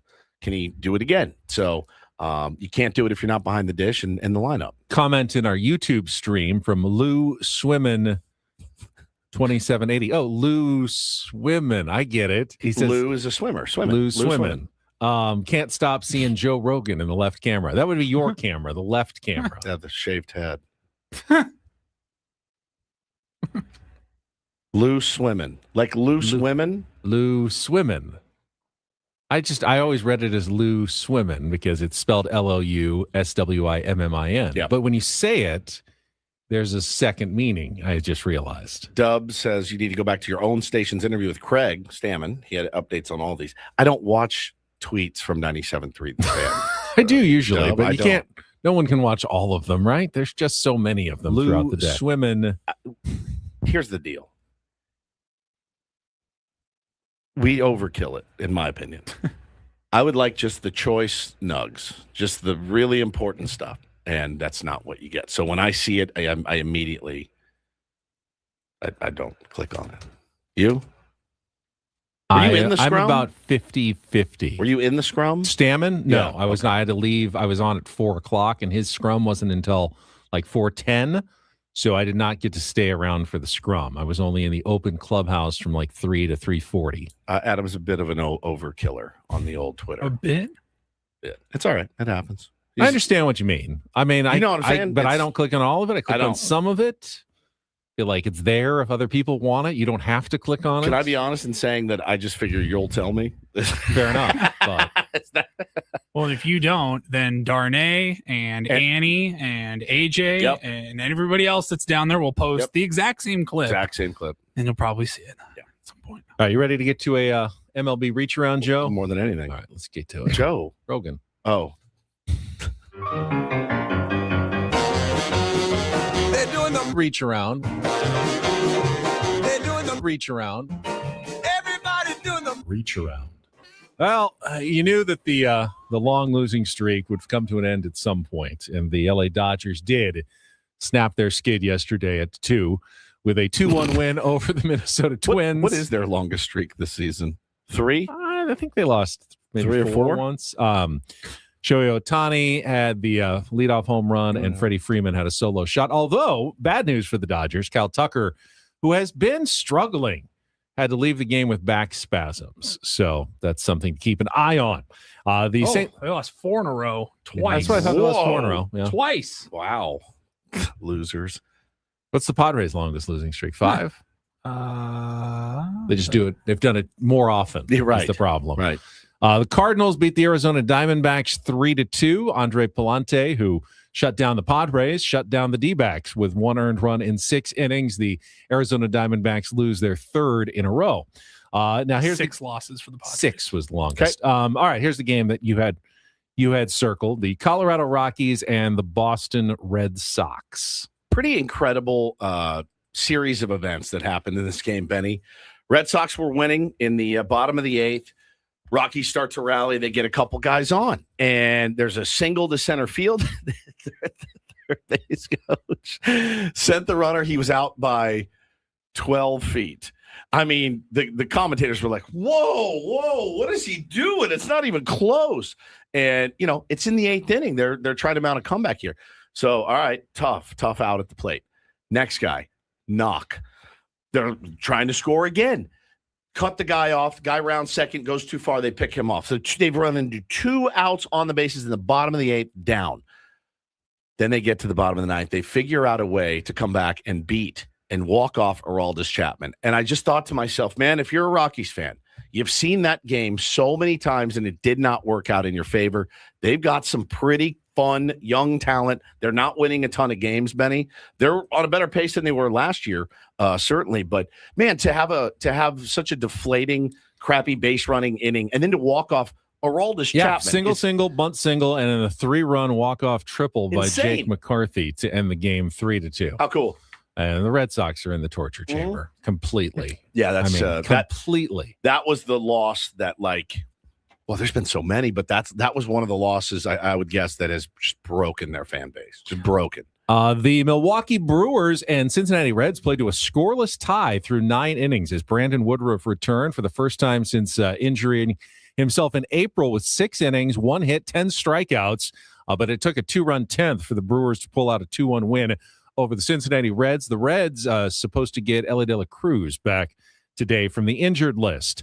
The Nationals got another good pitching performance from Foster Griffin. He had 7 1/3 innings, 1 earned run, 9 strikeouts, career high. They beat the Phillies 4-1. Look at the Phillies. Every time I see the Phillies, I go, man, they got pitching, they got hitting. They're 1.5 games ahead of the Padres. They're 6 games above 500. Padres are 3 games above 500, despite the fact the Phillies won every game against the Padres this season. It's nuts. Outside of those games, the Padres have actually been better than the Phillies all year long, which doesn't seem to make a lot of sense, but it is very true. The perception is so much different between the two teams because, again, I think it's the trends. It's the starting pitching, as you mentioned, and it's the power that is there and sometimes untapped with the Philadelphia Phillies. They go into these slumps, though, where they don't score. Yeah. Not against the Padres, but against other teams. They have these, long stretches where if they don't get the Schwarber home run. You hear it just every time you hear a headline, it's like Schwarber hits 9 home runs to the upper deck, and Bryce Harper hits for the cycle, and Phillies just barely staying above 500. How do they ever lose? How do they ever lose? And yet they do all the time. The White Sox battle for first place in the AL Central, beat the Guardians 6-5. Both teams scored twice in the 9th inning, with the White Sox walking it off on a Sam Antonacci 2-run single to win it. Blue Jays doubled up the Astros 4-2. A very Dylan Ceasian performance. 5 2/3 innings, 2 earned runs, 8 strikeouts, 110 pitches, and a no decision. Yeah. That reminds me of a lot of what we saw from Dylan Cease in San Diego. Not bad, but, wow, that is inefficient. The Rangers beat the Marlins 4-3. Ezekiel Duran hit a 2-run home run.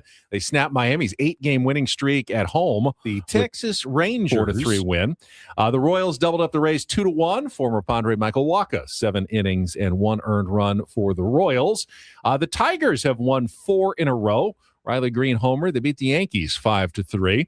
The Orioles got 8 shutout innings from Kyle Bradish and beat the Los Angeles Angels 6-1. And for the second straight day, the Chicago Cubs were postponed, this time in a different city. It makes sense when it's, 2 straight days of rain. No, it was in Chicago on Sunday, in New York yesterday, and they will make up that game as a doubleheader. So after gaining a half game on the Padres, they lost it back yesterday with the rain out, and now they're tied for that final wild card spot in the National League again. How's the weather supposed to be when we're there next week? So it's changed like 4 times in the last few days. Yeah. When we looked yesterday, it was going to be like 60% chance of thunderstorms on Monday and Tuesday. Now it says sunny. It's just going to be really hot and sticky, like 92, 93 degrees in Chicago. Bring some deodorant.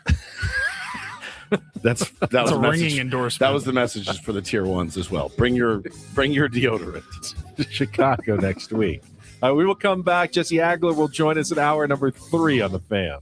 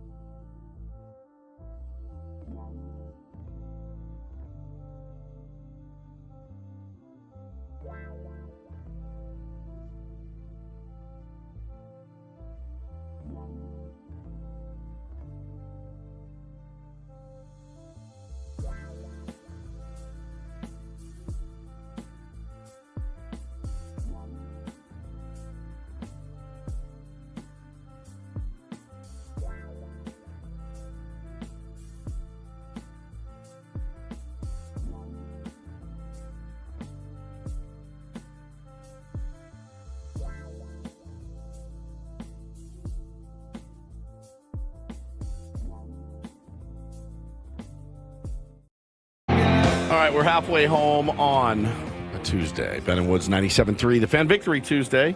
All right. We got Jelly Agler coming up in a little while. He's not going to like that nickname at all. Nobody wants to be compared to Jelly Roll. I saw some, I'll talk about it in a minute. I'm Woodsy, that's Paul. That's Ben. Saw a clip. Nobody would ever want to be compared to Jelly Roll. Right. I did see him on stage. I'm going to talk about this. I'm going to talk about it once. That woman is my life, and we've been together a long time, and I wish her the best. And I mean, it was like the worst thing you've ever seen. So he's dating again. I did say, now since I mention it, I get my feed I get it. I know everything about that dude. I saw one. It was like some People magazine type post or whatever, TMZ sort of thing. And it was like, wishing all the best for Jelly and Bunny. And I go, that was the stupidest sentence I think I've ever read in my life. Well, listen, I hope it works out for the both of them. I'm sure it will. It's my Jelly Roll update on a Tuesday. Well, now that you've got your truck and you're going full country, we talked about it earlier. Man. K-Law says Woods going to get one of those trucker hats with upside down logos on them soon. No. I do not. I see them in golf shops now. You go to, even nice golf courses, Bandon Dunes, and everybody has the mirror image hats. And I just don't quite get it. It looks like it's normal when you're looking in the mirror, but for the rest of us, we have to stop and go, what does that say? Is that what you want? You want people to try to figure out what your hat says by reading it in reverse mirror image, but it's such a popular trend nowadays. I see them literally every time I go to the golf course, there are at least, it's reverse, but some of them are upside down. Some of them are also upside down. Yeah, they do the upside down as well. Listen, that is like bro country. Yeah, I can see that. Yeah, it's definitely. But it's also country club golf. It's you're at a nice course, and they will sell you their logo or the name of their course, but inverted and upside down. Right. And it is a major trend that I do not get. Should we have a Ben and Woods hat like that? I mean, maybe, probably. Kylie says, I think Post Malone did it first with ones that say Dallas, which would say salad. If you had it on. Yes, you're a big salad fan? I am. I love all. I would not wear that one. I do love salad. Can I tell you something? I love salad, by the way. I do. Yeah. I don't look like it, but I love salad. Good, like healthy salad or unhealthy salad? All of it. I mean, I've really grown to love salads. I love unhealthy salads. I love healthy salads. I went to where'd I go recently with my wife? And we had and I never ate fruit or nuts or anything in my salad before. Now I'm eating pears in it. And I'm like, this is unbelievable. An apple, pear, vinaigrette. And I told my wife, we were like sharing it. We were racing to get because it was that good. And I go, how do I make this? She goes, I know. Salads are they're not as easy as you would think. No, you know what I mean? Mess up salads. To make a salad, not pour out a made kit into a bowl a salad. That's what I do. Yeah, that's what I do too. Because to make a salad, it's kind of a nightmare, right? Is the juice worth the squeeze making a salad? Chop all these cucumbers. To make a great salad, you obviously need good, crisp lettuces and a good mix of ingredients. Right. But the dressing has to be, it's gotta be perfect, evenly coated and perfect. Right. If you have not enough dressing, if you have too much dressing, too much is terrible. Clumps of it in certain spots and then dry parts of your salad, then you've ruined the salad. But if you have a great salad with a good little bit of dressing kind of in every bite, well mixed together, with good ingredients, salads can be absolutely elite. Well, this guy in the chat just said, it's not that hard. Just chop and mix. I'm thinking the other day, I'm like, all right, this pear salad, I would have had to go buy pears, slice them thinly. There's gorgonzola cheese in it. There was, I don't know the kind of lettuce, arugula, maybe. I mean, to buy all that ingredients. It's not it's not like making a sandwich. But it is important. Like you said, when you get the dressing in, you have to toss it. The salad, I mean. Make sure it's coated. Correct. But then it's not that healthy. I don't think the pear and gorgonzola salad is it healthier than a double? Yeah. I mean, if you do a good job of distributing the dressing, you don't need all that much of it to make the salad taste good. It just has to be well distributed throughout the lettuce all the way. And then there are certain lettuces that are just bad, like raw kale in a salad is awful. It's hideous. I've tried to blend it in smooth. I've decided if my lack of eating kale kills me, so be it. So be it. I mean, obviously, like romaine is great, especially in a Caesar. But if you get too much of the ribs, sometimes I kind of like the. Oh, you like the rib? You like lettuce ribs? I like lettuce ribs more than the leaf. Really? I like it firm and like crispy. But when it's leafy. When it's too thick and you've got the thick ribs of the lettuce, I find that unpleasant. I like the crunch of the ribs. Really? I cut the very bottom off. Like if I had a thing of romaine, I would the very bottom, little brown part, and then at the I bottom. slice, and I like that butt end of it down there. Really? Yeah. Oh yeah. Ugh. Crisp and crunchy. That's You what I are a like. psychopath. That's what I like. I mean, I like iceberg lettuce. It's delicious, but it's like no nutritional value whatsoever. When I was a kid, the only lettuce, of course, I would eat was iceberg. Of course. So if my mom made a salad with anything other repulsed than iceberg lettuce, I would not eat it. I just came around on arugula, and I mean like 2 weeks ago. I love arugula. I think arugula is weeks ago. fantastic. I didn't always think that. It's very arugula on pizza. Oh, yeah, pretty good. Oh yeah, piled good on a good so pizza. Good. Yeah. All right, what about, let's say we're all familiar enough with Trader Joe's, Yeah. right? You get the pre-made salad like for your lunch or something. Right. What is your favorite? Like your go-to of the, the chicken Caesar salad, the Southwest salad, the Barbecue Asian chicken salad is really barbecue. good. Yeah. Yeah, and the thing I is, don't like the barbecue as I go much. to the Lazy Acres and I'm like, I'll grab like a chef salad. Cobb, no, I don't like chef 7,000 salad. calories. Cobb I'm like, salad, what? I like chef salad, not my No, favorite. Cobb. That's what I mean. Yeah, I don't want cubes of ham in my salad. No, I'll do Sorry. it. I'll I eat think it. it's an I like the big unhealthy eggs in it. salad. I think it falls under the unhealthy salad category, but Southwest, the Southwest style. You might as well eat a pizza, honestly. Like it's the same. Yeah, you get a little roughage, but there's other some than that- corn in it. Yeah, there's corn in it, and it's you might as well just eat a pizza. So I think it's the same thing. But I want to get better at making salads. But here's the thing: only 2 of us will eat it. Oh, there's I feel like it's a waste. Bo to and go- Taylor. Yeah, Bo and Taylor will not eat anything right now. So you guys know that story. It's tale as old as time. Dinner. Picky eaters for your children. It's not only that; it's the disdain and the disgust for if I make anything. You have to like suffer through it. It's tough. You couldn't even like people are like, oh, try a meal service. Why? Just be wasting I think money. if you're trying to make your kids eat fancy salads, that's on you. They're not going to. That's not a your kids thing. It's very rare to find kids who will really enjoy a salad. And it's not because necessarily they don't like vegetables. A lot of kids like vegetables, but do they? Yeah, carrot sticks, and if you cut them the right way and keep them separate, and you have something to dip them in. But the mixing of a lot If you of just cover them in ranch, Right. the Slathered in ranch. the mixing of a lot of different ingredients can be difficult for children. It's just they're suspicious of a salad with lots of different ingredients and a dressing, and they're just going to feel like there's something in this bite I'm not going to like. So they're not willing to really have an open mind about a salad. I'll give you an example just as and this isn't even, well, it's kind of food related, but not. There's these little toys that my wife got the boys, and it comes in a little dumpling holder. And you know what it is? You take it out and it's a squishy dumpling.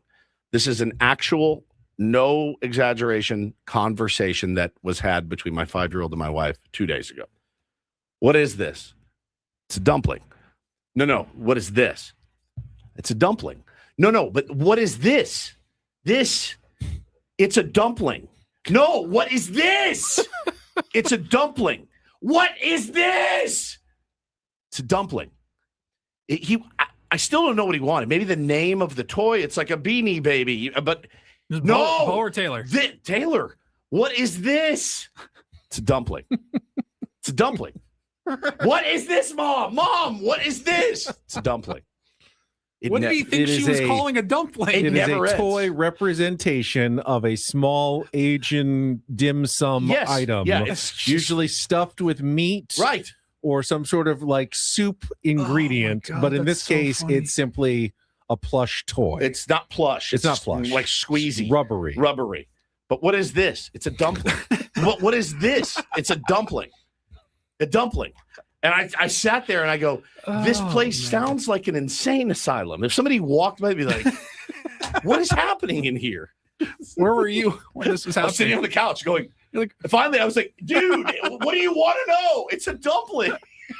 It's so good, dude. Has he ever walked eaten in the there like- dumpling before? No, God, no. Okay, maybe that's part of it. No. Like just the confusion. Chow Long Bao? Never. Like a dumpling is a food item that you get sometimes at an Asian restaurant. I genuinely think he knew that it was a dumpling, but he wanted to know, like, what's the brand? Like, what is this, a Beanie Baby? Is this a whatever? She wouldn't tell. She didn't know. She's like, it's a dumpling. I got you a dumpling. What It was is a it? though? toy. Yeah, it's a toy. I mean, bro. Summer has been in my house. Taylor's not even out of school yet. Summer has been going 3 days in my house, and I'm like, when does school start? It's like, It's not even over yet. School's not even over, and I'm like, when does school start again? It is so. You have no idea. Man. Notice I shaved my head, right? You see where I'm at mentally. Let's see. Quickly get back to the It's a dumpling. Padres before we play Take on Woods. Everyone see the video montage for Robert Suarez in his return last night. I like that they do to this. I Petco do. I Park. have no problem with this. I like this. I always like Robert Suarez. I don't. forgot he was on the Braves. He's been setting up Raisel Iglesias and been pitching really well. I was surprised. They had the stat yesterday that the Padres have the second lowest bullpen ERA in baseball because the Braves actually have the lowest bullpen, and Robert Suarez has been a part of that.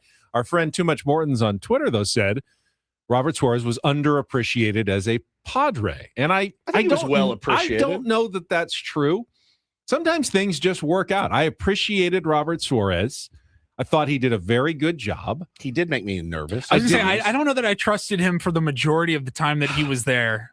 I wasn't upset that the Padres didn't want to extend themselves with another large free agent contract for Robert Suarez. Same.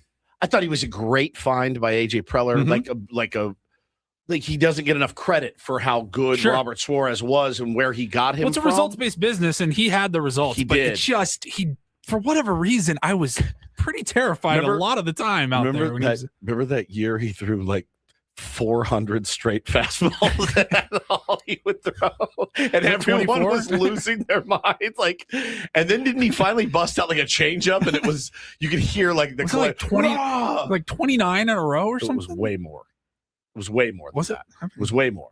He was like, how many fastballs? It was in a way row more. Did he throw? If anybody knows, let me know. It was way more I than felt that. like it was closing in on 50 or something. I by thought the it was time he- triple digits, dude. Well, I I'm don't not know if it's kidding. I that thought many, it was. Oh wow, yeah. Okay, it was 2024, 69 pitches, 69 straight fastballs. Is he doing bits? He threw exactly 69 fastballs in a row across 6 appearances. Before he threw that changeup to Sean Bouchard. Angela nails it. Because I only remember his 4 worst games, but not the 100 good ones, no doubt. Yeah. I was in the building when he gave up like a grand slam to the Tigers or something, and I was like, he's the worst. We got to get him out of here.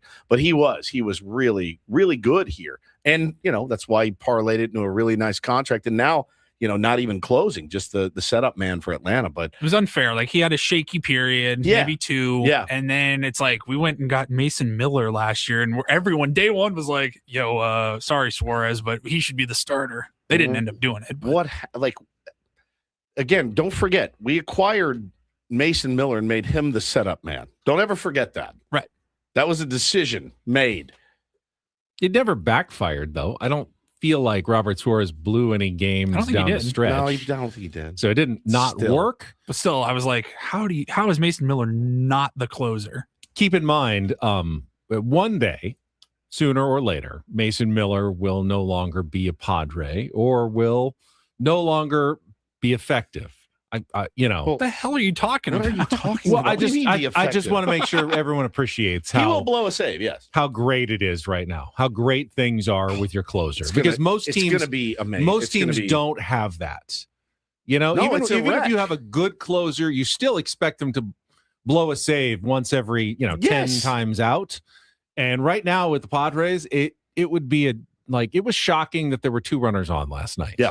And I never really felt like he was going to give it up. But I never do you do worry that, he could dribble, a dribbler Yep. could end up scoring a run or a wild pitch or something, could get the runner to third. Didn't happen. And we are truly lucky and blessed right now to enjoy Mason Miller. So just appreciate it. Enjoy the ride, my friend, because he is special.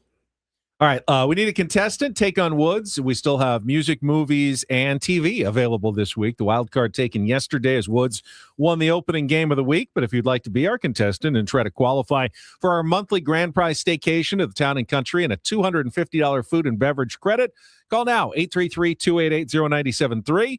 833-288-0973. We'll get our contestant, play our game when we come back, and then Jesse Agler will join us at the bottom of the hour right here with Bennett Woods, broadcasting live from the Bill House Studios. We know how on San Diego's #1 sports station, 97.3 The Fan. Gambling problem? Call 1-800-GAMBLER. GEGE 000-466. For a full list of games and rules, play at 7 Mile Casino. Visit 7milecasino.com. 7 Mile Casino, our place to play cards. Make it yours as well. If you haven't been in, think you're going to be delighted when you step inside the doors for the first time and see what is in front of you. A great card room, friendly dealers, comfortable chairs, just a great welcoming atmosphere that makes you want to stick around and just enjoy yourself by yourself or with friends. Yeah, do yourself a favor. We've said yourself a lot in this ad. I did, didn't I? Yeah, you did. And then I just followed it up with another one. So make sure that you treat yourself.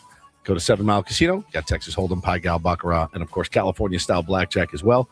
Great food, smoke-free environment, 7 minutes from downtown. Yeah, treat yourself to some Kung Pao chicken while you're there on the 24/7 players menu. Treat yourself a round of sausage.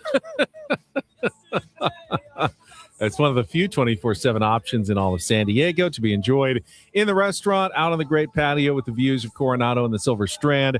Gorgeous this time of year. Check it out. It's 7 Mile Casino, just 7 minutes from downtown.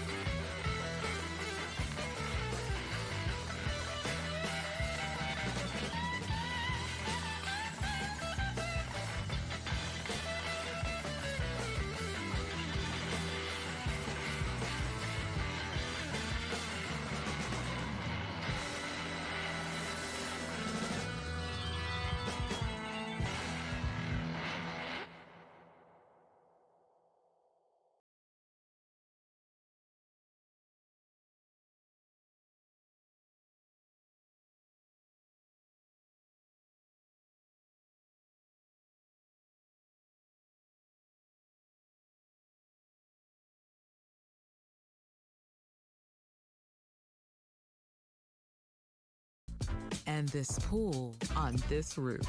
This is all for you. The all-new Hamul Casino Resort, now open.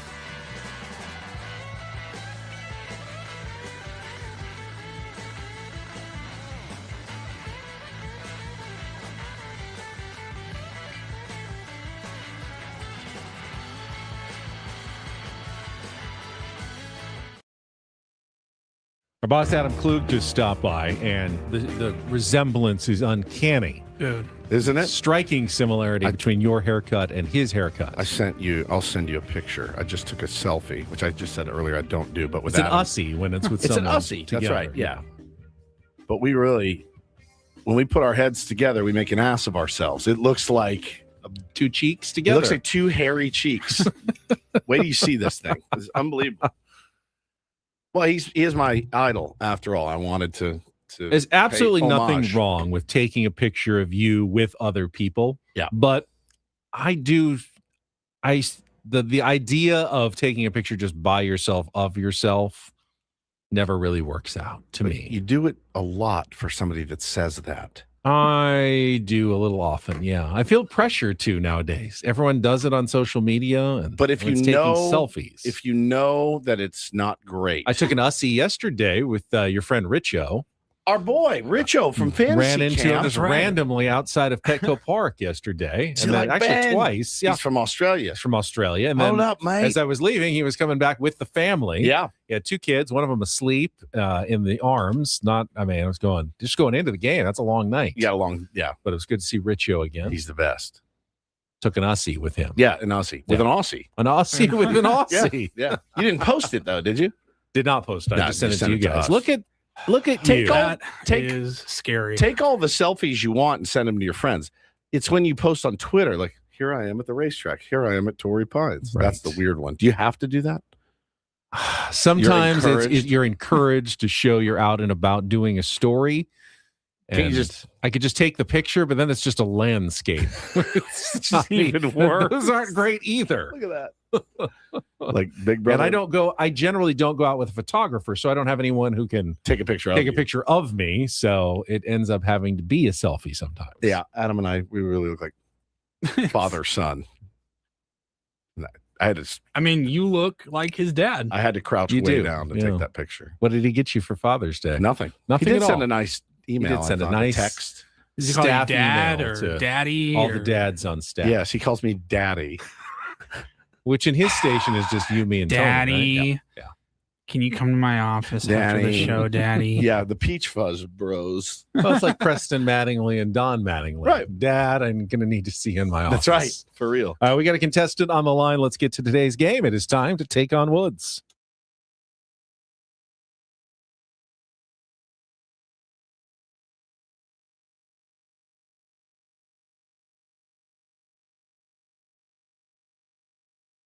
Take on Woods, brought to you by Bay Alarm, security and fire alarms for every business. We got you, and let's see if Johnny is ready to play today. Hello, Johnny. What's going on, guys? Hey, all right. If you can beat or tie Woods in 5 questions of trivia, you will qualify for this month's grand prize drawing, a 2-night stay at the Town & Country Resort, and a $250 food and beverage credit. Make sure to take advantage this summer of the special rates at the Town & Country just for fan listeners, starting at $199 per night. Just visit towncountry.com/thefan to book now. All right, we still have music, TV, and movies for you to choose from. Music category, Road Warriors, all 2-second songs, including the word road in the title. TV, the executive branch, shows that were set in and around the White House. And movies, ampersands. Those are movie titles with 2 names separated by an ampersand. So, music, TV, or movies, Johnny? What do you want to play? We'll go movies. Movies. All right, ampersands. Today, we're looking for 5 movies whose titles are 2 names separated by the and symbol, the and symbol, the ampersand. Like Ben and Woods. Ben and Woods. We have an ampersand in our name. Exactly. Very good, Paulie. All right, we have 60 seconds to answer as many of the 5 as you can. If you don't know one, you can pass it. We'll come back to it if there's time left on the clock. First questions are 2-second movie clip. Paulie will play you a clip. You need to try to identify the movie based on that. Johnny, you ready to play? Let's do it. All right, let's put 60 seconds on the clock. The movie category is ampersands. Your time begins when Paulie plays our clip. Good luck, Johnny. Let's take on Woods. You robbed the store? You robbed the damn store? Well, we needed the money. Tom Hanks plays a police detective who teams with a large and unruly French Mastiff in which 1989 buddy cop movie? Oh, my goodness. Which other 1989 buddy cop movie saw rival detectives played by Sylvester Stallone and Kurt Russell work together after a criminal mastermind frames them for murder?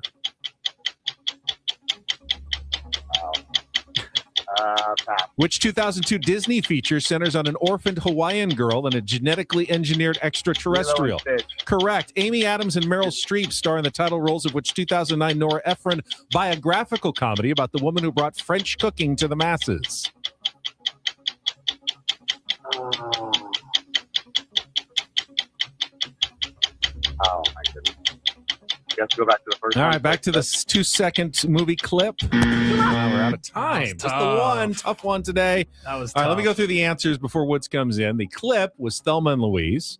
Turner and Hooch is Tom Hanks and a dog. Tango and Cash is Sly Stallone and Kurt Russell. You got Lilo and Stitch. Julie and Julia is the French cooking one. So, Woods, we got a movie category for you today. I'm not going to give you the category. We'll let you figure it out. All right. 60 seconds on the clock. Your time begins when Paul plays the movie clip. Good luck, Woods. Not music, movie clip. Good luck, Woods. Good luck, Woods. Let's take on Johnny. Let's take on Johnny. You robbed the store? You robbed the damn store? Well, we needed the money. What? Pass. Tom Hanks plays a police detective who teams with a large and unruly French Mastiff in which 1989 buddy cop movie? Turner and Hooch. Correct. Which other 1989 buddy cop movie saw rival detectives played by Sylvester Stallone and Kurt Russell work together after a criminal mastermind frames them for murder? God, it's such a good movie. It's I'll come back to it. Which 2002 Disney feature centers on an orphaned Hawaiian girl and a genetically engineered extraterrestrial? Moana? Incorrect. Amy Adams and Meryl Streep star in the title roles of which 2009 Nora Ephron biographical comedy about the woman who brought French cooking to the masses? I don't know. What's the clip again? Back to the clip. You robbed the store? You robbed the damn store? Well, we needed the money.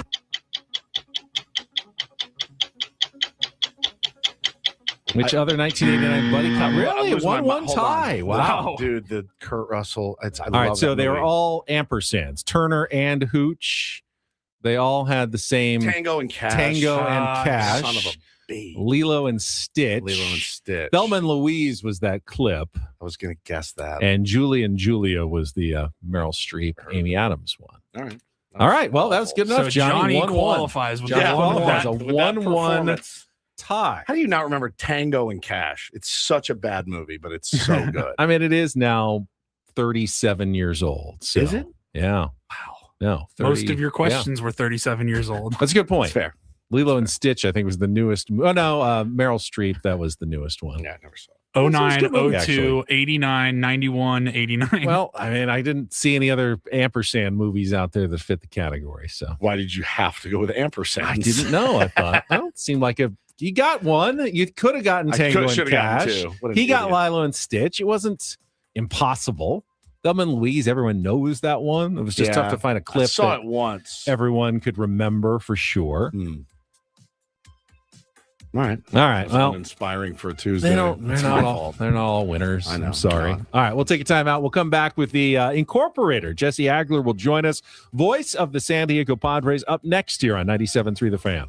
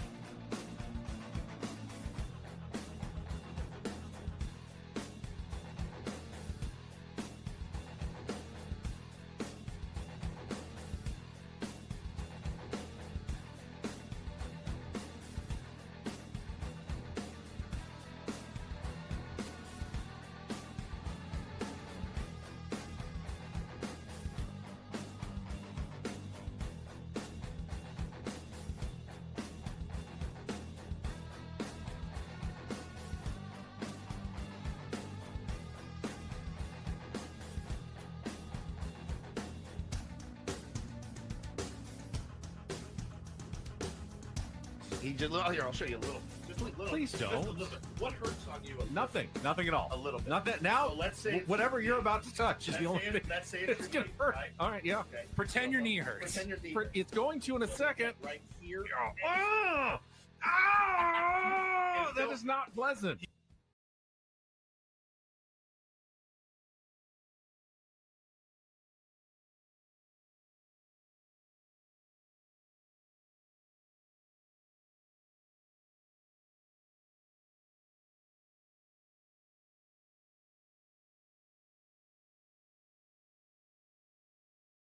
And this pool on this roof. This is all for you. The all-new Hamul Casino Resort, now open.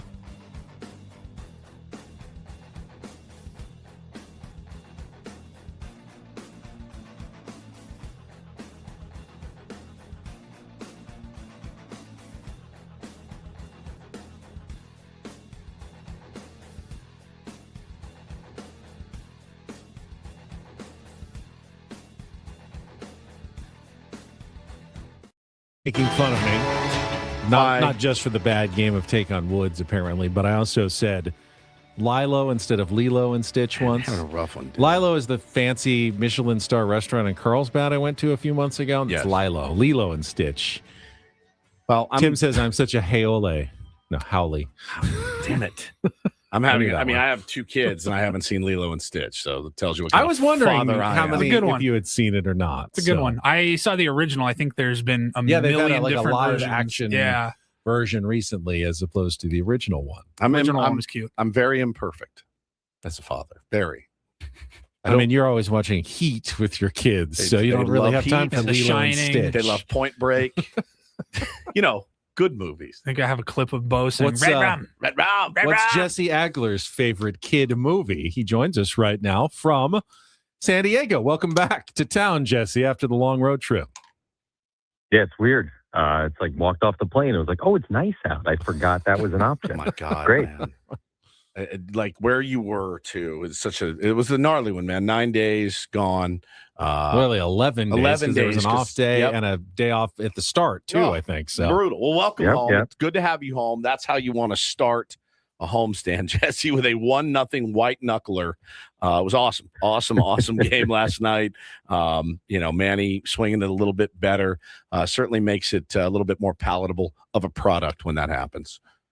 Yeah, I mean, he's getting going. It sort of feels like the offense is threatening to start looking the way we thought it was going to look. And I know it's, look, I love my chutes and ladders analogy. Nothing in baseball or in life is ever just a straight line up. But it does feel like things are maybe starting to trend generally in the direction we all thought they were going to go. And Manny certainly leading the way in that department. I mean, it's incredible to me because, like, for as messed up as he has been at times and has looked at times, like the power, still being there is pretty remarkable. Yeah. And it just shows like what this guy is and what he's capable of. And to kind of be leading the way home run wise, even with the swing stuff being, as he finally talked about publicly, in the last week or so, kind of going through all that and trying to unwind some of what he did in the winter on the fly during the season and trying to get back to what he's always been.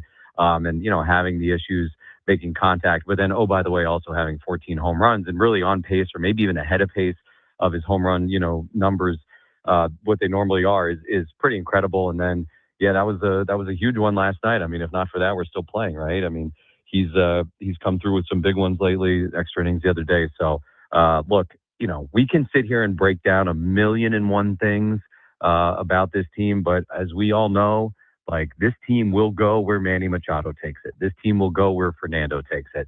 Maybe to some extent, this team will go where Jackson Merrill takes it. So that's it. The other stuff is great to talk about. It's fun to talk about. But at the end of the day, like, those are the guys that are going to determine where the 2026 Padres end up. And Jesse, conversely, the swing looks to be back, but the power is still not come for Fernando Tatis Jr. But am I mistaken in I'm not around the team, obviously, as much as you are, but he seems really happy. Like, he seems like, hey, they'll come at some point, but it's weird when Luis Arraez has more home runs than Fernando Tatis Jr., but he's like, I'm good. Like, I'm playing well, playing second base. He looks like he's having fun out there. Doesn't seem to be pressing or stressing like he was. And he's finally got that OPS over 700. Like, it was a climb back for him. I think he deserves a lot of credit. No, there's no doubt. I mean, I'll say this too. I think the attitude was really good early on, even when, there were some struggles. I don't think he was ever, really like beating himself up too much. And, I think a couple of years ago, Tony and I were having a conversation about, somebody who was slumping. And it might have been Fernando, it might have been somebody else. I don't remember who. And there was all this sort of, like, noise out there about body language and, moping around or whoever it was. And Tony put it very plainly to me from a player's perspective. He said, it sucks to suck, and it's like, in this game, when it's not going right, like, it's miserable. And so, like, of course the body language is not great when you're not going well. And, like, ever since he put it that plainly to me, I've always kind of looked at it through that lens of, like, I'm not going to read too far into a guy kind of dragging his head around or, like, dragging his bat behind him like Linus with a blanket, when he's in, like, a 2 for 40 or something like that. I'm just not, because, like, of course he's miserable. Like, you're letting yourself down. You're letting your team down. You probably have a little bit of a sense of embarrassment, when it's going that way. So, like, I give guys a lot of a grace, so to speak, when they're struggling, when it comes to body language and that. But as you said, Fernando's never really gone through that this year. He's kept his head up the entire time. And, that's not an easy thing to do. And yeah, there's no doubt right now, he's hitting the ball extremely hard. He seems to be, maybe for lack of a better term, at peace with sort of what it is right now. He's not stressing over the home runs. And you know what? Like, kind of playing leadoff, playing second base. It's like, all right, this is kind of what it is right now. And, whether it's, conversations with his dad, whether it's conversations with his teammates, whether it's conversations with Craig Stammen or somebody on the coaching staff, like, he really does seem to be like, all right, this is what it is right now. Maybe it'll be this way all year. Maybe it won't, but like I'm being productive. I'm helping the team. I'm putting up some numbers and that's fine. And we're not going to worry about anything else beyond that. Jesse Agler with us here on our SDCCU fan hotline. It's not big name banking. It is better. And kind of a philosophical question for you, Jesse, when it comes to watching baseball, but it relates to Michael King as well.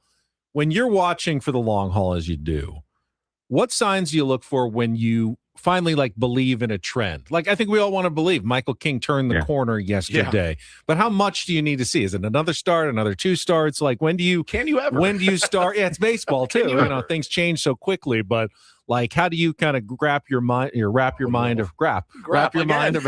around what direction a player is heading when you're watching them? That's a really good question. I don't know that I have a certain number of starts for a pitcher in my head. If it's 3 or 4, I think it's a feel thing, right? And it's definitely more than one. I'll say that. But I think it's different for different guys, right? And basically, I would say based upon their resume, based upon how long they've been around, what they've shown us in the past, the consistency that they've shown in the past. So, it's different for a Manny Machado than it is maybe for a Samad Taylor, so to speak, right? Because if you have a body of work previously, you probably, are able to get to that point a little bit quicker than somebody else. So with King, it's just been such a weirdly inconsistent year.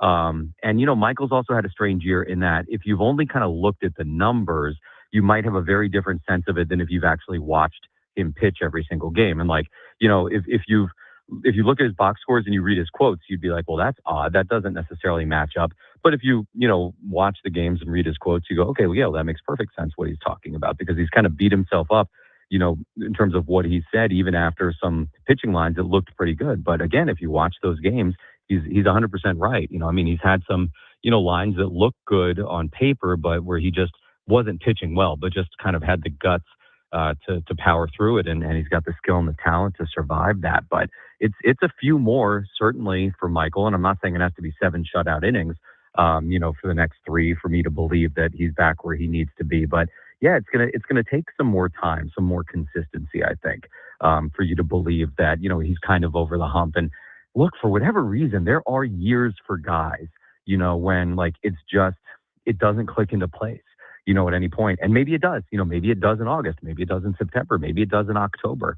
And I always keep in mind, and this isn't specific to Michael King, this is just something I always think about, when somebody is coming back from an injury season, that stuff, as regular people, we have no idea, what these guys go through physically. I always talk about it. When you and I bang our big toe on the coffee table and we're like, ow, ow, ow, and it bothers us for a week, what these guys go through is so far and beyond what most regular people can even imagine physically. And so, we talk about it so sort of nonchalant, be like, oh yeah, he had a pinched nerve in his neck last year. Right. Oh yeah, he hurt his knee, as if it's we just oh yeah, that's what he had. We missed 3 months last summer. And then it's okay, it's a new season. So of course you kind of forget about it. But that stuff can linger.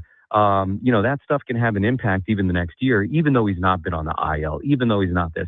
So whether that's the case or not for King, I don't know. But I always keep that in mind, when guys are dealing with things. And if somebody is struggling, for me, especially somebody with a track record, injury is always the first thing in my mind. And they're probably not going to tell you, you're probably not going to hear about it. But I would guess, just in my time being around athletes, 80% of the time when some guy is randomly struggling and it doesn't make sense, it's because they're hurt and you're not hearing about it, or there's something bothering them physically and you're not hearing about it, or there's some lingering thing and you're not hearing about it. So I always kind of keep that in mind. And so he's out there, working through some mechanical things, and especially with pitchers, right? Last year we saw that, he had the nerve thing, which impacted the shoulder. He came back for the 1 start, hurt his knee. It's hard to imagine those things weren't connected. And now he's back this year and he's just trying to put it all back together in a way. And, he'll get there. He knows what he's doing. And as he has said earlier this year, it's hard to go out on the mound and, when you're in competition mode, think too much about mechanics and think too much about trying to get things right. That's what you do between starts. That's what you do when you're not actually in a game situation. When you get out in the game situation, you can't be thinking too much about that because you're trying to get guys out. So at some point, you hope it clicks into place, but it's kind of a long road to get back to where you're trying to get back to. Well, conversely to Ben's question, Ben asked, how long do you need to see till you realize he's turned a corner?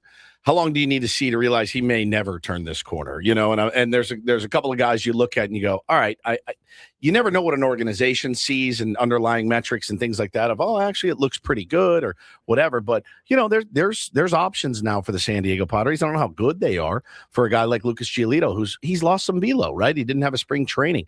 And the walks are hurting everybody on this team. When they walk a lot of guys, we lose the game. That's how Ben and I talked off the air this morning. And that's standard for any league of any level of baseball. You walk a lot of guys, you're going to lose more than you win. But for how hard is it, I bet, to evaluate, like, how many more starts do we give a guy that's scuffling a little bit, even with a resume?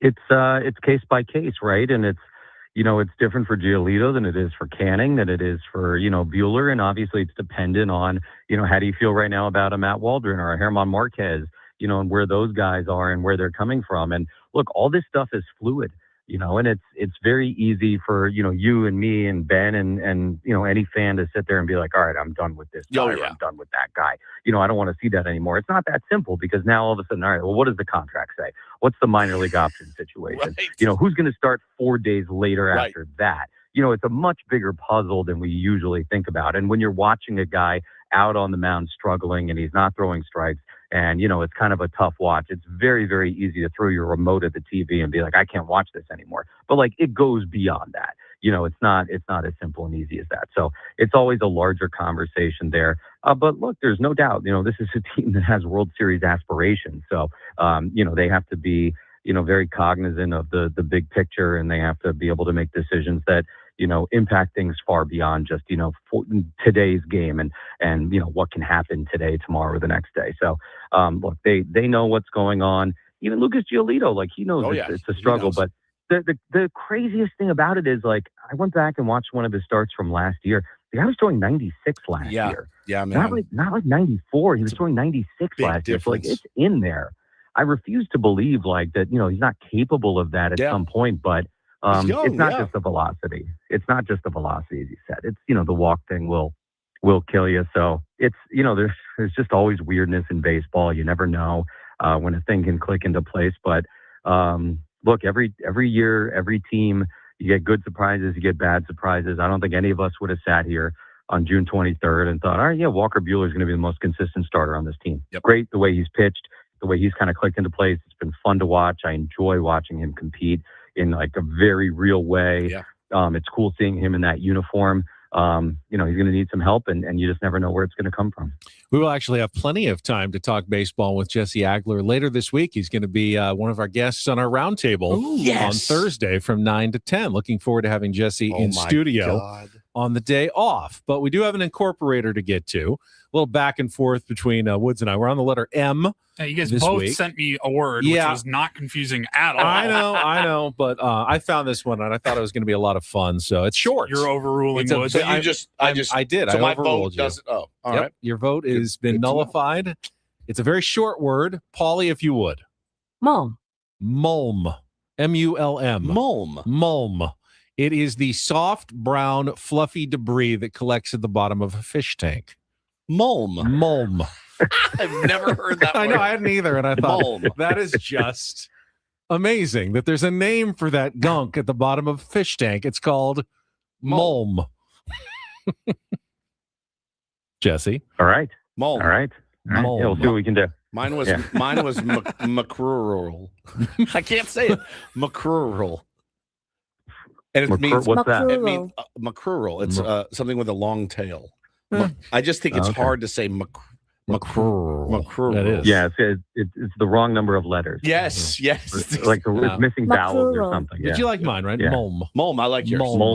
Mulm. I mean, my opinion doesn't count. Why ask me? Wow. Yeah. Sorry. Wow. Why don't they just change the name of the show to Ben and Ben? I'll peel back the curtain. I picked one, and we found out we used it back in 2021, 5 years ago. Mumpsimus. Wow. That's how long we've been doing the incorporator, and I had forgotten that Mumpsimus had already been taken. Does Paulie have a spreadsheet? Or he does. He does, and he went back and I have a way. I have my own archive. He has a searchable archive to find. We have to cross-check words, and we do have to cross-check with Paulie. Most words I can I know. Yeah. Like Woods will be like, "Oh, we'll do this." I'm like, I don't know when. I don't Woods know what actually year had a feeling. it was. No, he thought I think we've used that one before, and we did. Mumpsimus. So Mulm is new, and it is yours for tonight. We'll see Thursday, dude. All right. Sounds good. I look forward to joining the roundtable on Thursday, and you guys enjoy the rest of the Ben and Ben show today. I can't. Yeah, for sure. I Thanks, can't wait Jesse. to do a wing eating contest with Jesse Agler on Thursday. All right, you'll have Jesse tonight at 6:40 with Tony Gwynn Jr. on our Padres play-by-play Thank against the God, no Braves. more of the 7:10 crap. No doubt. Reindl Report coming up next. You get some headlines and more with Paulie coming up on 97.3 The Fan.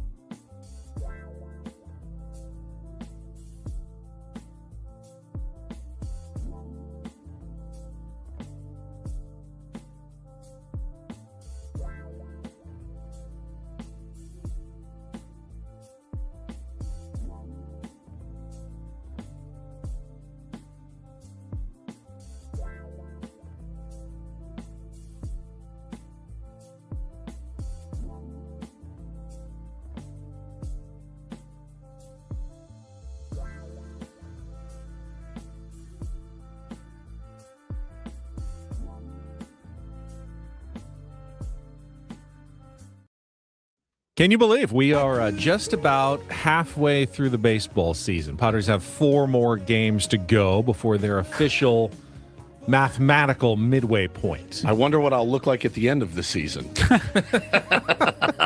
Yeah, we should compare your opening day look to Woodsy on June 23rd. Like full Sid Barrett, shave my eyebrows. You guys know what Sid Barrett is, but shave my eyebrows. No idea who Sid Barrett is. None? No. Never heard the name? He's Sid Barrett. Bassist. He was a guitar player. I assumed music. He was in Pink Floyd. Pink Floyd. And he went off the deep end. Too much acid and things like that. Really? That'll get you. Well, you want to hear the craziest story in rock and roll before we get to the Reindl Report? please. It's the craziest story you've ever heard. They were like, that was their guy. Sid Barrett was their guy. And he did too many drugs, and he became a recluse and kind of lost his mind. And they were doing an album, and they wrote a song for him called Shine On You, Crazy Diamond. Okay. He hadn't seen him in like 4 years. They're in the studio playing the song Shine On You, Crazy Diamond. He walks in the studio. They didn't recognize him. He had shaved his eyebrows, shaved his head, and they're like, who's that guy? Like, hey. He started weeping because he just walked in, happened like to while they were playing the song at Abbey Road, and he walked in while they're playing the song for him. And everyone said it was like the craziest experience of all time. But he kind of went off the deep end there for a while. I mean, Forever. Pink Floyd, always a trippy band to begin with. Yeah. Sorry, I didn't mean to hijack your. No. I'm fascinated. But yeah, if you see me at the end of the season, shave my eyebrows, be nervous. I will be. All right, Paulie, take it away, Paulie. Let's get going and get things started here with our today's edition of the Reindl Report. Now tuned into the greatest.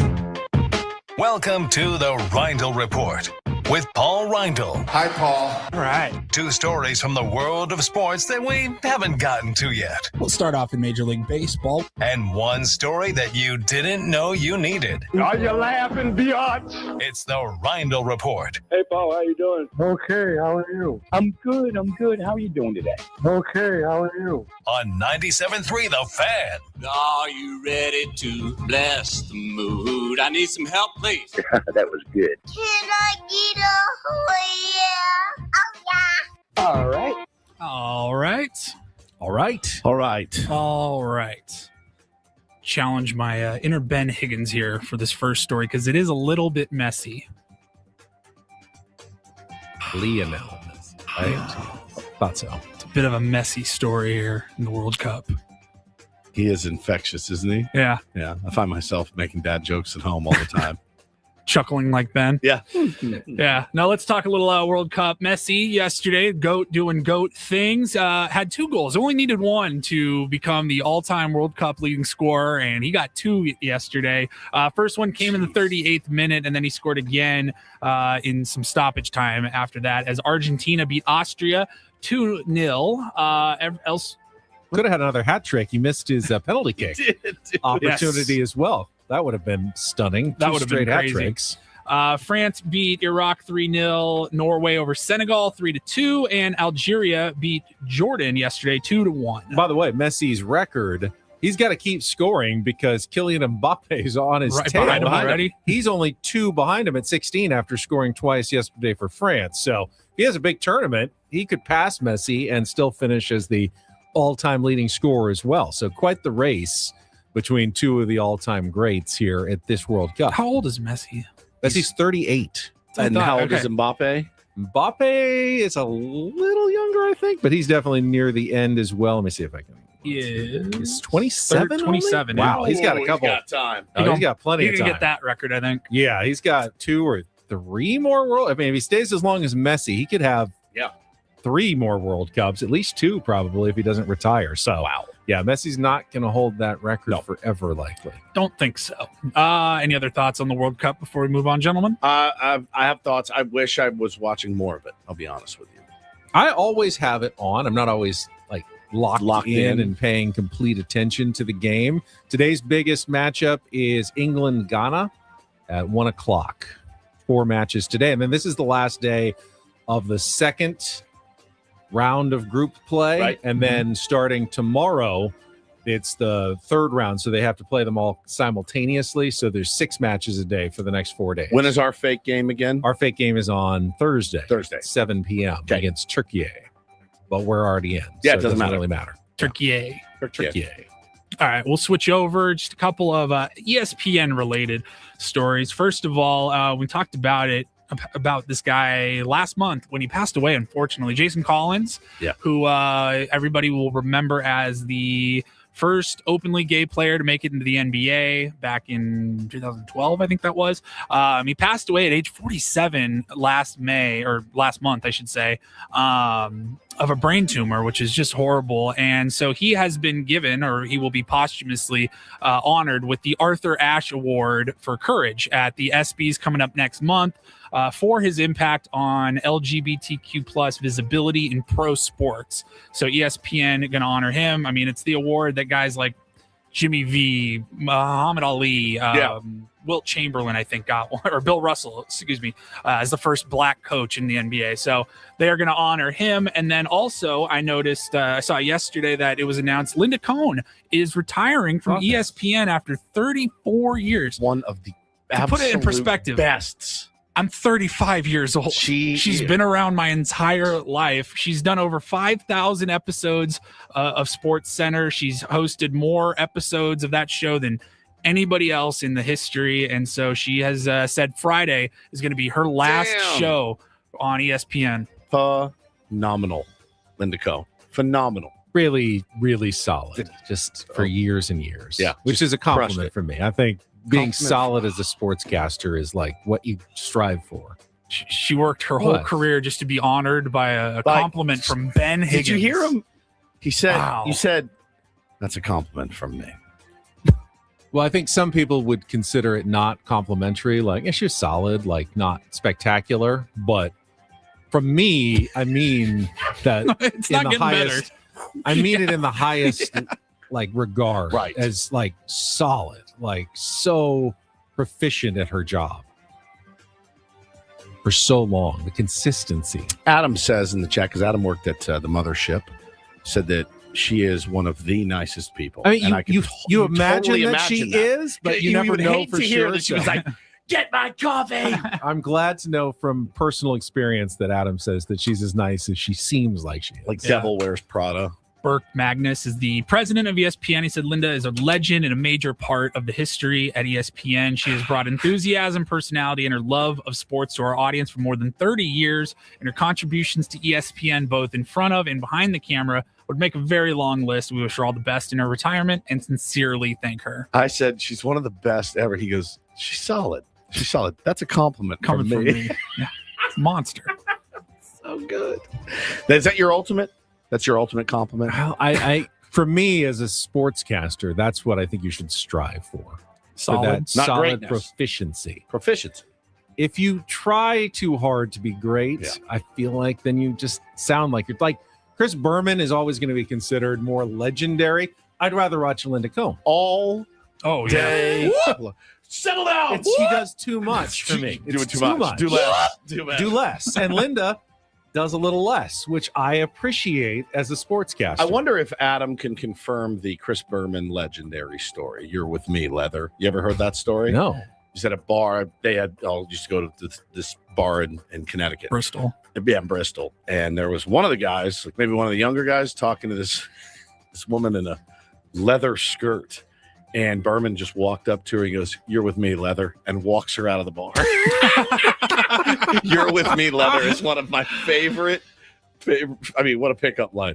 "You're with me, Leather." Incredible. So many ESPN personalities, they come and go and take other jobs and return sometimes. There are a few of those lifers like Linda Cohn. David Lloyd used to be at Channel 10 long ago. He's still one of their Sports Center anchors and has been there for probably now 25, 30 years as well. I think 34 years for her at ESPN, like on camera, Sports Center. I just, it's a horrible reality of our world in today's age, but like women still to be on camera for 34 years and not get, aged out or they're going to go for a younger, more attractive girl. Like that happens all the time in media. And so for her to to get to the top like that and then stay there for 30 plus years is truly remarkable. I met Susie Colbert one time. She was the greatest, the kindest, just like you picture her. Just amazing at her job and so nice. I'm trying to think if I've ever met any mean sportscasters other than Ben. I don't think so. Just Ben. Darnay's really nice. Jake's like the greatest. He's solid, and that's a compliment coming from me. Darnay, he's solid. That's a compliment coming from me. Howard Stern, solid. From me, it's a compliment. What are you looking at me for? Nothing. I'm trying to think of mean sports. So am I. I always am intimidated by some of the old LA guys like Jim Hill. And yeah, dude. Fred Rogan. Those old LA guys. They seem really nice. I'm not sure, though. I worked with Hartman a couple times. I was terrified. Terrified. Then again, when you're working with Hartman, you just bring a magazine in and read it because he's going to do the lion's share of the work. Yeah. You're just like, I know, right? It's crazy. Anyway, I'm reading GQ over here, like smelling cologne samples as he's like riffing about what it was like in the 80s with the Lakers. I don't believe we ever had Linda Cohn on our show, but we've had a few of the guys. We've had, Kenny Mayne on the show. Yeah. We've had, Chris Mortensen was a regular on our show. Rest in peace. But we've had really good luck with ESPN people, is my point. Everybody, Jesse Rogers, been amazing. Some of our Jeff best Passan. guests. Yep. Absolutely. All right, and then we will wrap it up. It's a big day, gentlemen. Today, let's see, where is it here? Today, McDonald's has announced a return to their menu. The fried apple pie is back at McDonald's to commemorate America's 250th anniversary. To commemorate our fatness. 250 years of being fat asses. Yeah. So it hasn't been fried. It's been baked. No, it's been baked since like 1992. So this showed up in the 60s here, it says, and was a staple dessert for them, the fried apple pie, until I believe it was 1992. And then they went away, and then they brought back the baked apple pie, which most of us know for the last however many years. This is what we grew up on. Now, this, like I said, it went away in 92. I was born in 90. I don't remember the fried apple pie. You don't remember it. I do. Look at the little bubbles on there. I know. I'm intrigued. You don't remember these?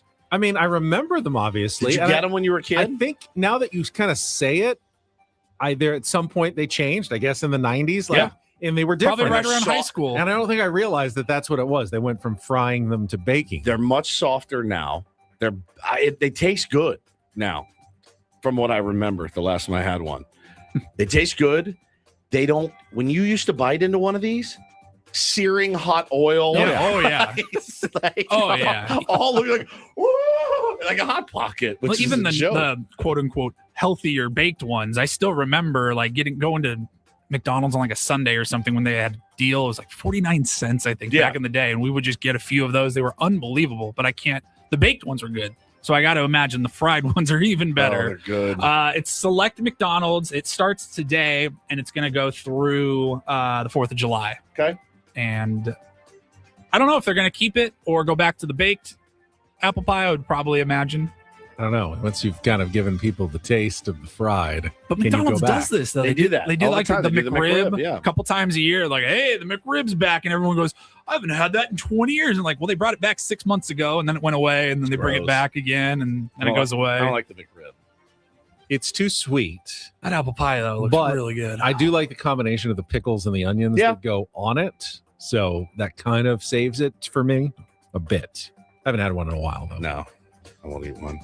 Now I kind of want a fried apple pie. You should. They're really tasty. Scoop it, like bring it home, throw a scoop of ice cream on there. It's the only way to stop from searing the inside of your mouth is to dip it in ice cream. It's like a Hot Pocket. Dude, 10 times worse than a Hot Pocket.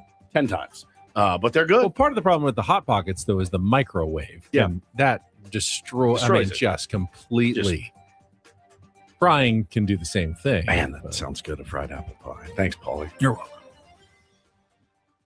All right, we will take a time out. When we come back, we haven't spun the topic wheel yet this week. We can get to that only and one look day ahead in. to tonight's matchup. It's already Friday. Sorta was a great manager. Him and Steve Garvey were good friends.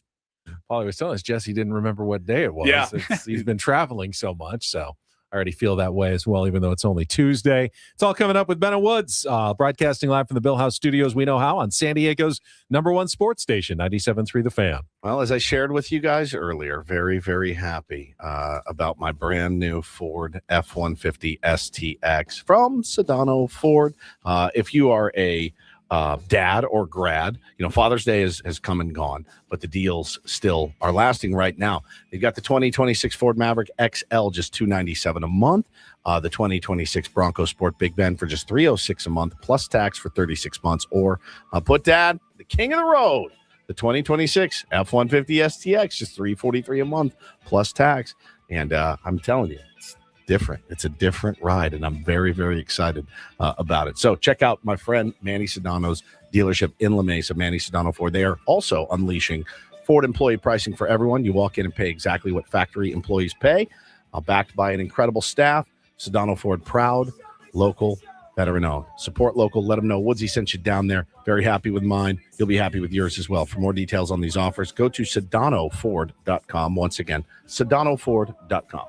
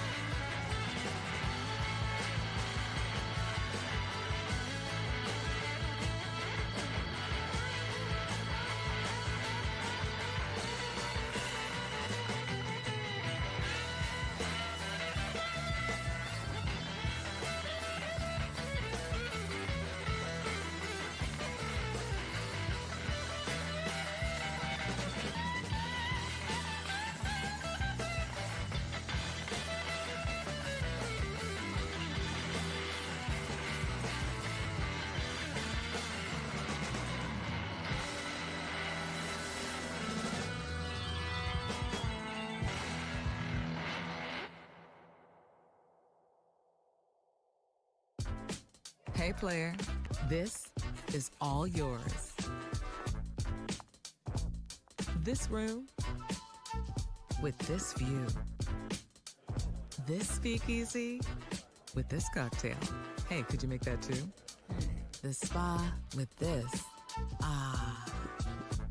And this pool on this roof. This is all for you. The all-new Hamul Casino Resort, now open.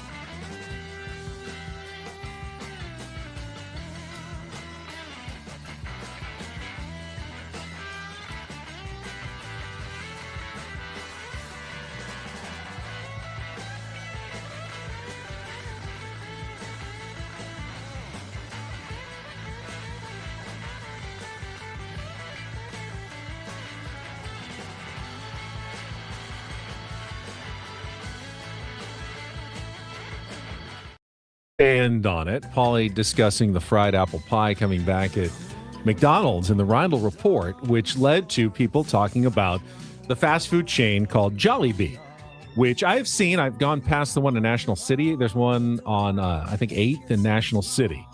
It's like a Filipino fast food restaurant with the weirdest menu. I've always been a little scared of Jollibee. They have fried chicken and spaghetti are their two big things. Okay. And their spaghetti is Love them known both. for it has a very sweet tomato sauce with cut up hot dogs in it. All right. And like shredded cheese on top. Lost me there. It doesn't look good, I will say. Even on like the website when they're trying to make it look good. Yes. Sliced hot dogs in a sweet tomato spaghetti sauce. I love sweet sauce. I put a little sugar in mine. In your tomato sauce. Oh, yeah. I'd rather have a little sweet. Everyone is assuring me it's really, really good. Don't I'm not be eating scared a hot of it. dog. I think you can understand why I might be scared of the Jolly Spaghetti, but hot dogs. I know it exists, and I've never tried it though. All right. It's got shredded cheese on top? It looks like it has some shredded cheese on top. You want to see the picture of it right Yeah, here? I wanna It's see. Jolly Spaghetti right there. Sweet tomato sauce, cut up hot dog, Filipino hot dogs, and some shredded cheese All on right. top. I think I could do it without the cheese. Okay. You don't want that color cheese on top. Usually, You don't. Not usually Not for what me. I would pick, but I've had Cincinnati chili, which I did not enjoy that much, but it's similar. It's a plate of spaghetti with like a cinnamony chili tomato sauce, and then mounds of shredded cheddar cheese. Like you can't even see the spaghetti and the sauce under it because there is such a large pile of cheese on top, and that is Cincinnati chili. It is a weird dish. I'm more likely to try that spaghetti. The Jolly than- spaghetti from Jollibee. Yeah, I do love a sweet sauce. I guess I could get around the hot dogs. They said they're not like American hot dogs. I don't like hot dogs all that much. They're okay. I will not eat a naked wiener. I'll tell you that. I got to have it. It's got to be Bun, slathered. condiments. Oh, slathered in ketchup or not ketchup, mustard, grilled onions, whatever you can put a relish. We're going to Chicago. Do not ask for ketchup on your hot no, dog. God, never. I would never. I don't even know. Why You I lived said that. there, so you yeah, know. they don't mess around, man. No. Would you eat? Will you eat a Chicago dog, Paulie? I don't think so. No, really.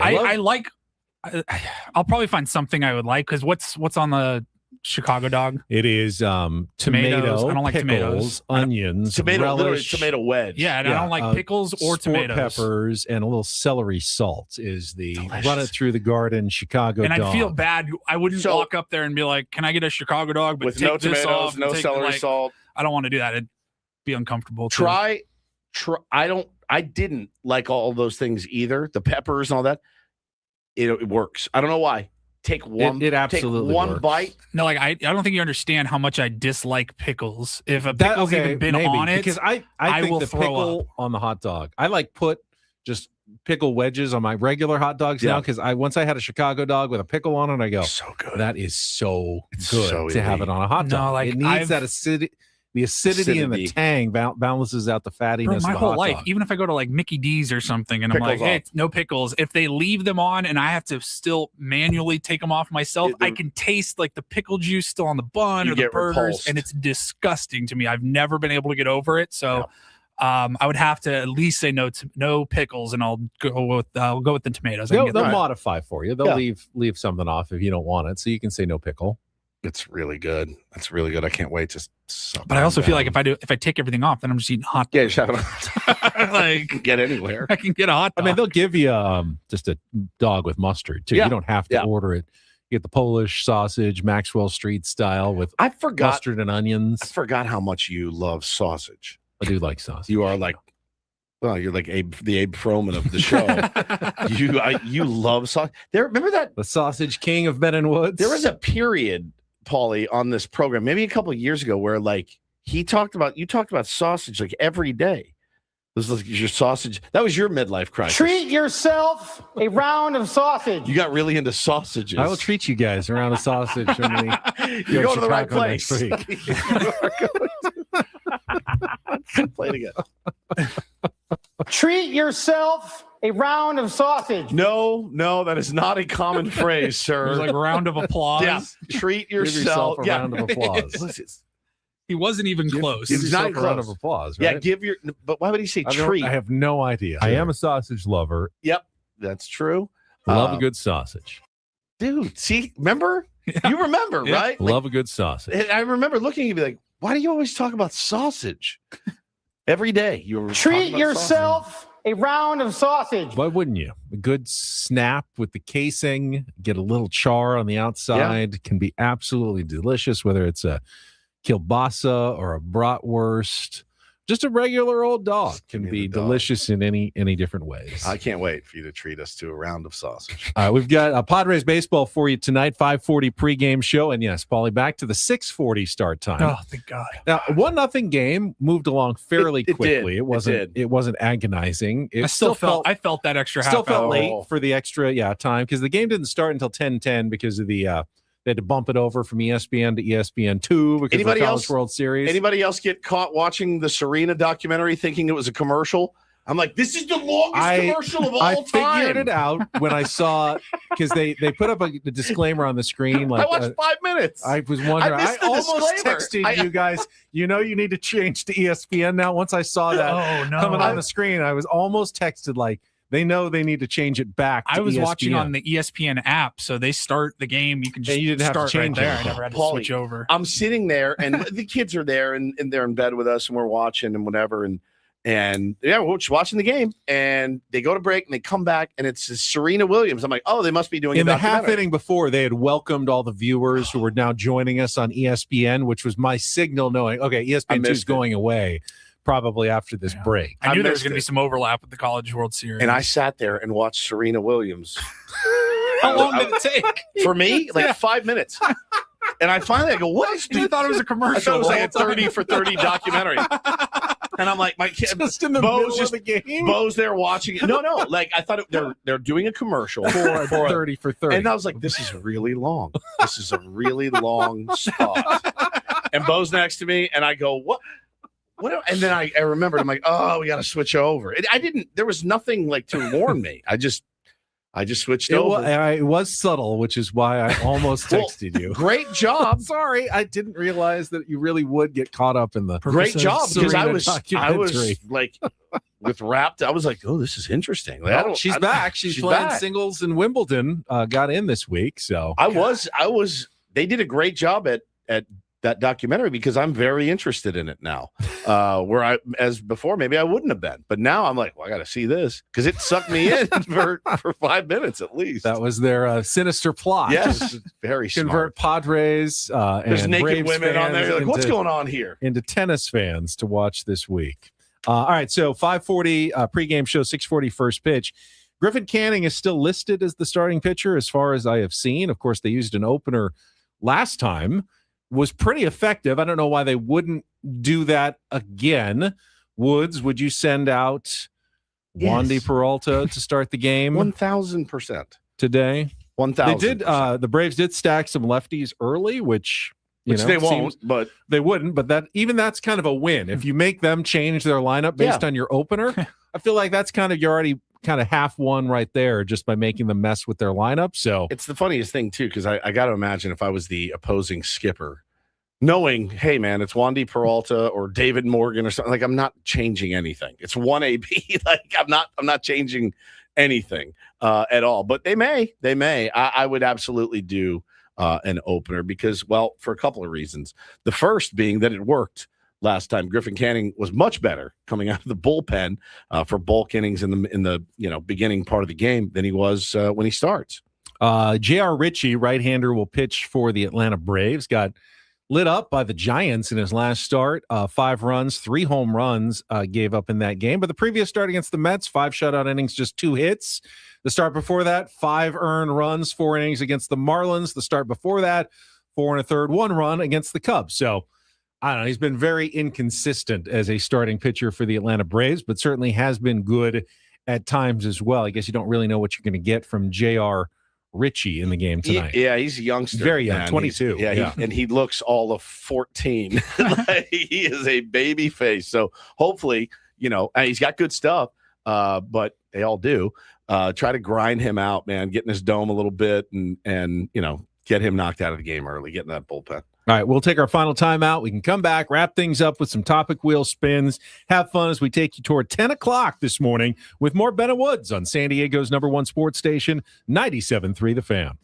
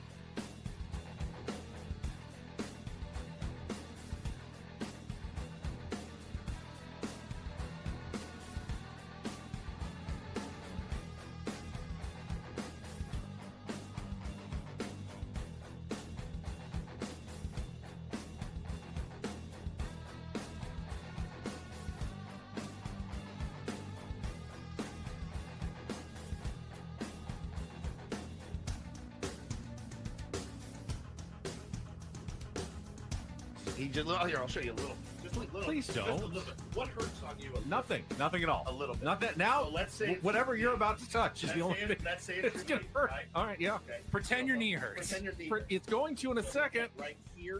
Oh, that is not pleasant. Hey, player, this is all yours.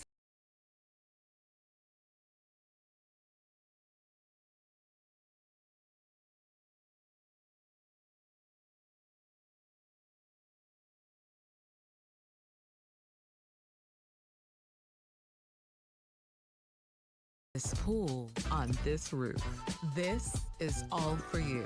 The all-new Hamul Casino Resort, now open.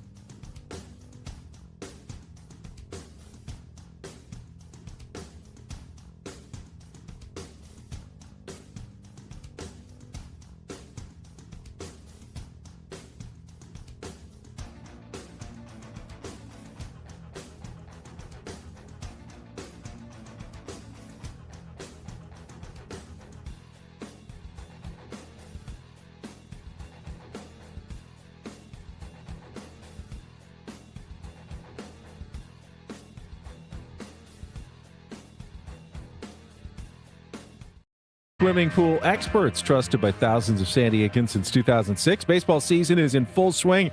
So is swim season. Make sure your pool is ready. Call now, mention radio for a free month of pool service. I think I forgot to mention we had a winner to our Padres Dodgers tickets for Friday. Jacob, congratulations. He heard the sounder, called in. I believe the other shows will also be giving away tickets to the game. So if you want to listen all day. I think it's today. We had tickets for Friday.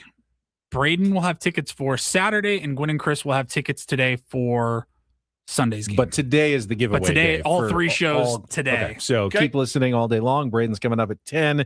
Gwen and Chris from 2 until the pregame show at 5:40 this afternoon. All right, shall we spin some topic wheels to finish out the show? We got a little less than 10 minutes to go. Get a couple of spins here before we're done. One.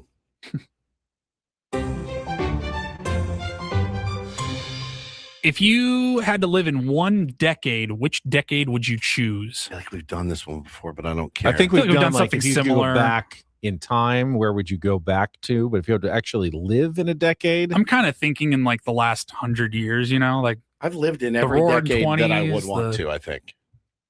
You wouldn't want to go back to the 60s, so. All right, how about rank them? Ooh. The 90s, the 80s, 70s, the aughts. Now. What about the 10s? The 10s. You missed the 10s. The 10s and then now. I generally believe that I like the advances technologically that we've made. Life gets a little more comfortable, but this decade in particular has felt long.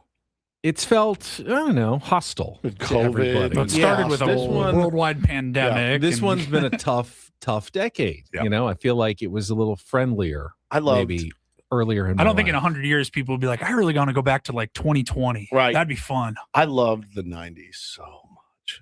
So much. I was born in 90, so I obviously grew up in the 90s, but I wasn't like an adult in the 90s. I bet that would have been fun. I really think I'd probably pick the 80s though, just because it was just before I was born. And so I did a lot of like looking back and learning about the 80s and music, movies, whatever. Elite. It was a really fun I know we decade. always say that, but it really was. I think it would be interesting to live in the 80s as an adult rather than a child. Oh, yeah.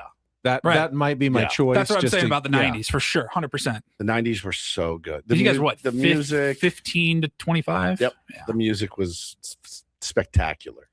See, now I loved 80s music more than 90s. I loved them both. Yeah, I loved them both.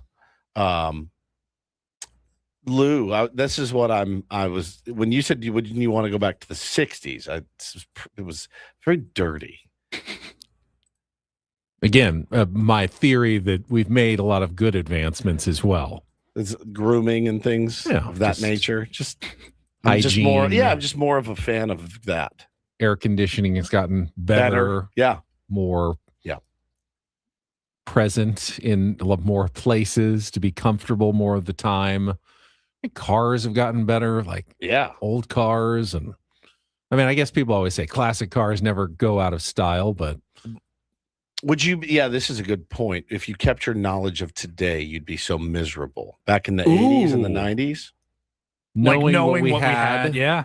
Like, let me just check my phone. Oh, I can't just check. Have a phone. Yeah. It would be weird. And we've talked about this before, like just coordinating with people. Yeah. And how impossible it was. Difficult it was. We managed somehow, I guess, but you had to like call them when they were at home and you were at home and then make plans for some future time that you were going to then rendezvous with them. And if one of you didn't make it, there was really, other than like a payphone to try, no way to, but they were already out. So you had no way to reach them. It was awful. Unless they were super rich and had a car phone. Remember when you were a kid and you signed up for Little League, your parents would get a sheet of paper that they would put on the refrigerator, and it was all the practice dates and times. And then there was a phone tree at the bottom.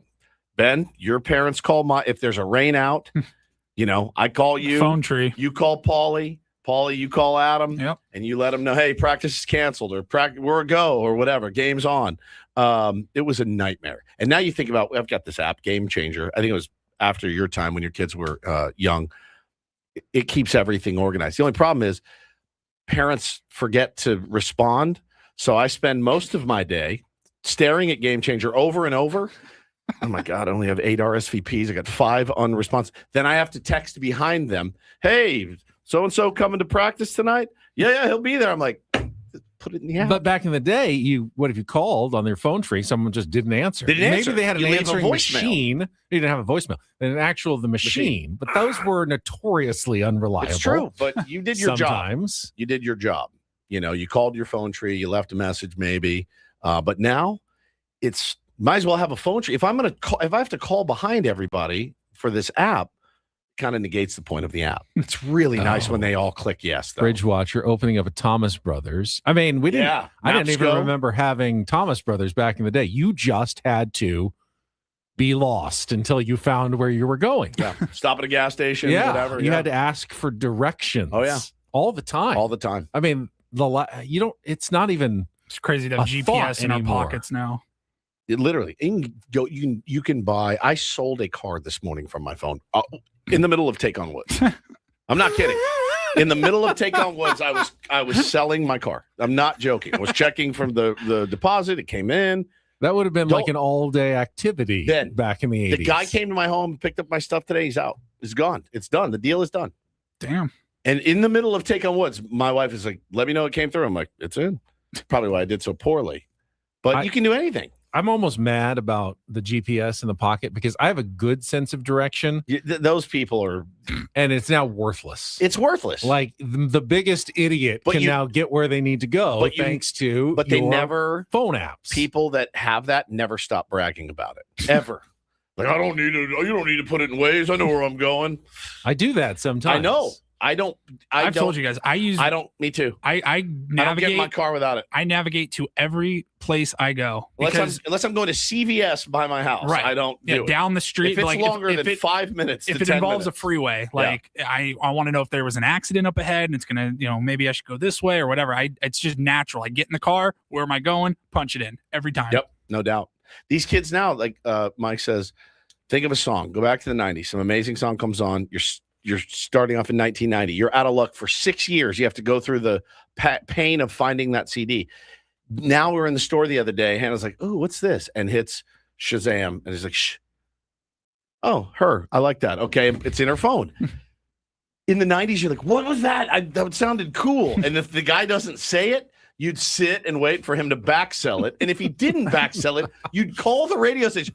Hey, he played a song, had violin in it. What was it? It's like, was it The Cure? Yes, it was The Cure. What is it? Love song? All right. Dad, can you take me to Sam Goody tomorrow? I need $15.99. I got to buy this. It was a whole production. Now my kid's like, I like that song. I download it and I'm out. It was a struggle back then. It really was. Yeah. And I think it shaped us. I really do. I think it shaped us. It's too easy now to do anything. All right, we've got time for one more spin, Paulie, if you would. Remember waiting in line to buy concert tickets and stuff? Yeah, getting up to change the TV channel. Oh, my God. I don't even know what do you think are the most underrated or overrated of the 50 states? Ooh, that's pretty good. Underrated and overrated states. Well, having just been to Oregon, I think it's very underrated. Oregon gets overlooked a lot, but Oregon was very nice. Does it get underlooked? It's beautiful. It wasn't crowded. Everything just smelled kind of good. I liked Oregon. Underrated Oregon. Overrated Arizona. It's overrated. It is. I was going to say Texas. Texas is overrated. Yeah, a lot of people like, I got to get out of California. They go to Texas like, this is terrible. Terrible. It's overrated. When I went to South Carolina, I really like that one. I think that could be an underrated one. Underrated place. Arizona. I mean, you take the whole of Arizona, and like 98% of Arizona really sucks. Oh, there's a couple of nice places and a couple of cool things. Spring training's fun, but you drive around that state, it is not good. This is a good one here from Frenchie, Wisconsin. Massively underrated. Okay. Massively underrated. Beautiful. They got everything that you could. I mean, it's cold as balls, but it is like I've been to Minneapolis and I thought it was a beautiful city. Yeah. Like underrated. Yeah, it was great. Honestly, like I thought growing up in Seattle, I think I could make an argument that it's in the middle. I could argue that it's overrated in that people are like, oh, Seattle's gorgeous. I'm like, it's horrible. It's 12 months of rain. It no sucks. interest. And then I Zero. could also people saying, oh, Seattle's underrated or overrated. And I'm like, yeah, I could argue for that as well. Yeah, I there's no way. I mean, I've been to Seattle once. I was like, I'm good. I'll go up for a game or something, but like San Diego, everybody knows San Diego's great. The best. Yeah. Freaking Taylor, man, riding down to the park yesterday. He's like, Dad, San Diego's the best. It's got the best weather. It's got the best food. They got parks. They got everything. I was like, we're properly rated. What are you selling me on this? I love it here. It was really sweet. The best weather. I mean, we're everything. properly rated, though. I mean, we get a lot of praise for what we are, and it's deserved. Yeah, but I don't think we're under or overrated. I think we're definitely not overrated. Nashville is extremely overrated. Yeah, big time. Someone said Nevada overrated. Las Vegas, kind of, yeah, because people get so excited about it, but it's fun for about 10 minutes. Yeah, it kind of wears off. All right, that's about it for us. Ben and Woods brought to you by David P. Shapiro, criminal defense attorneys, helping good people regain control of their future when charged with a crime since 2010. Visit davidpshapirolaw.com. Tomorrow is Big League Wednesday.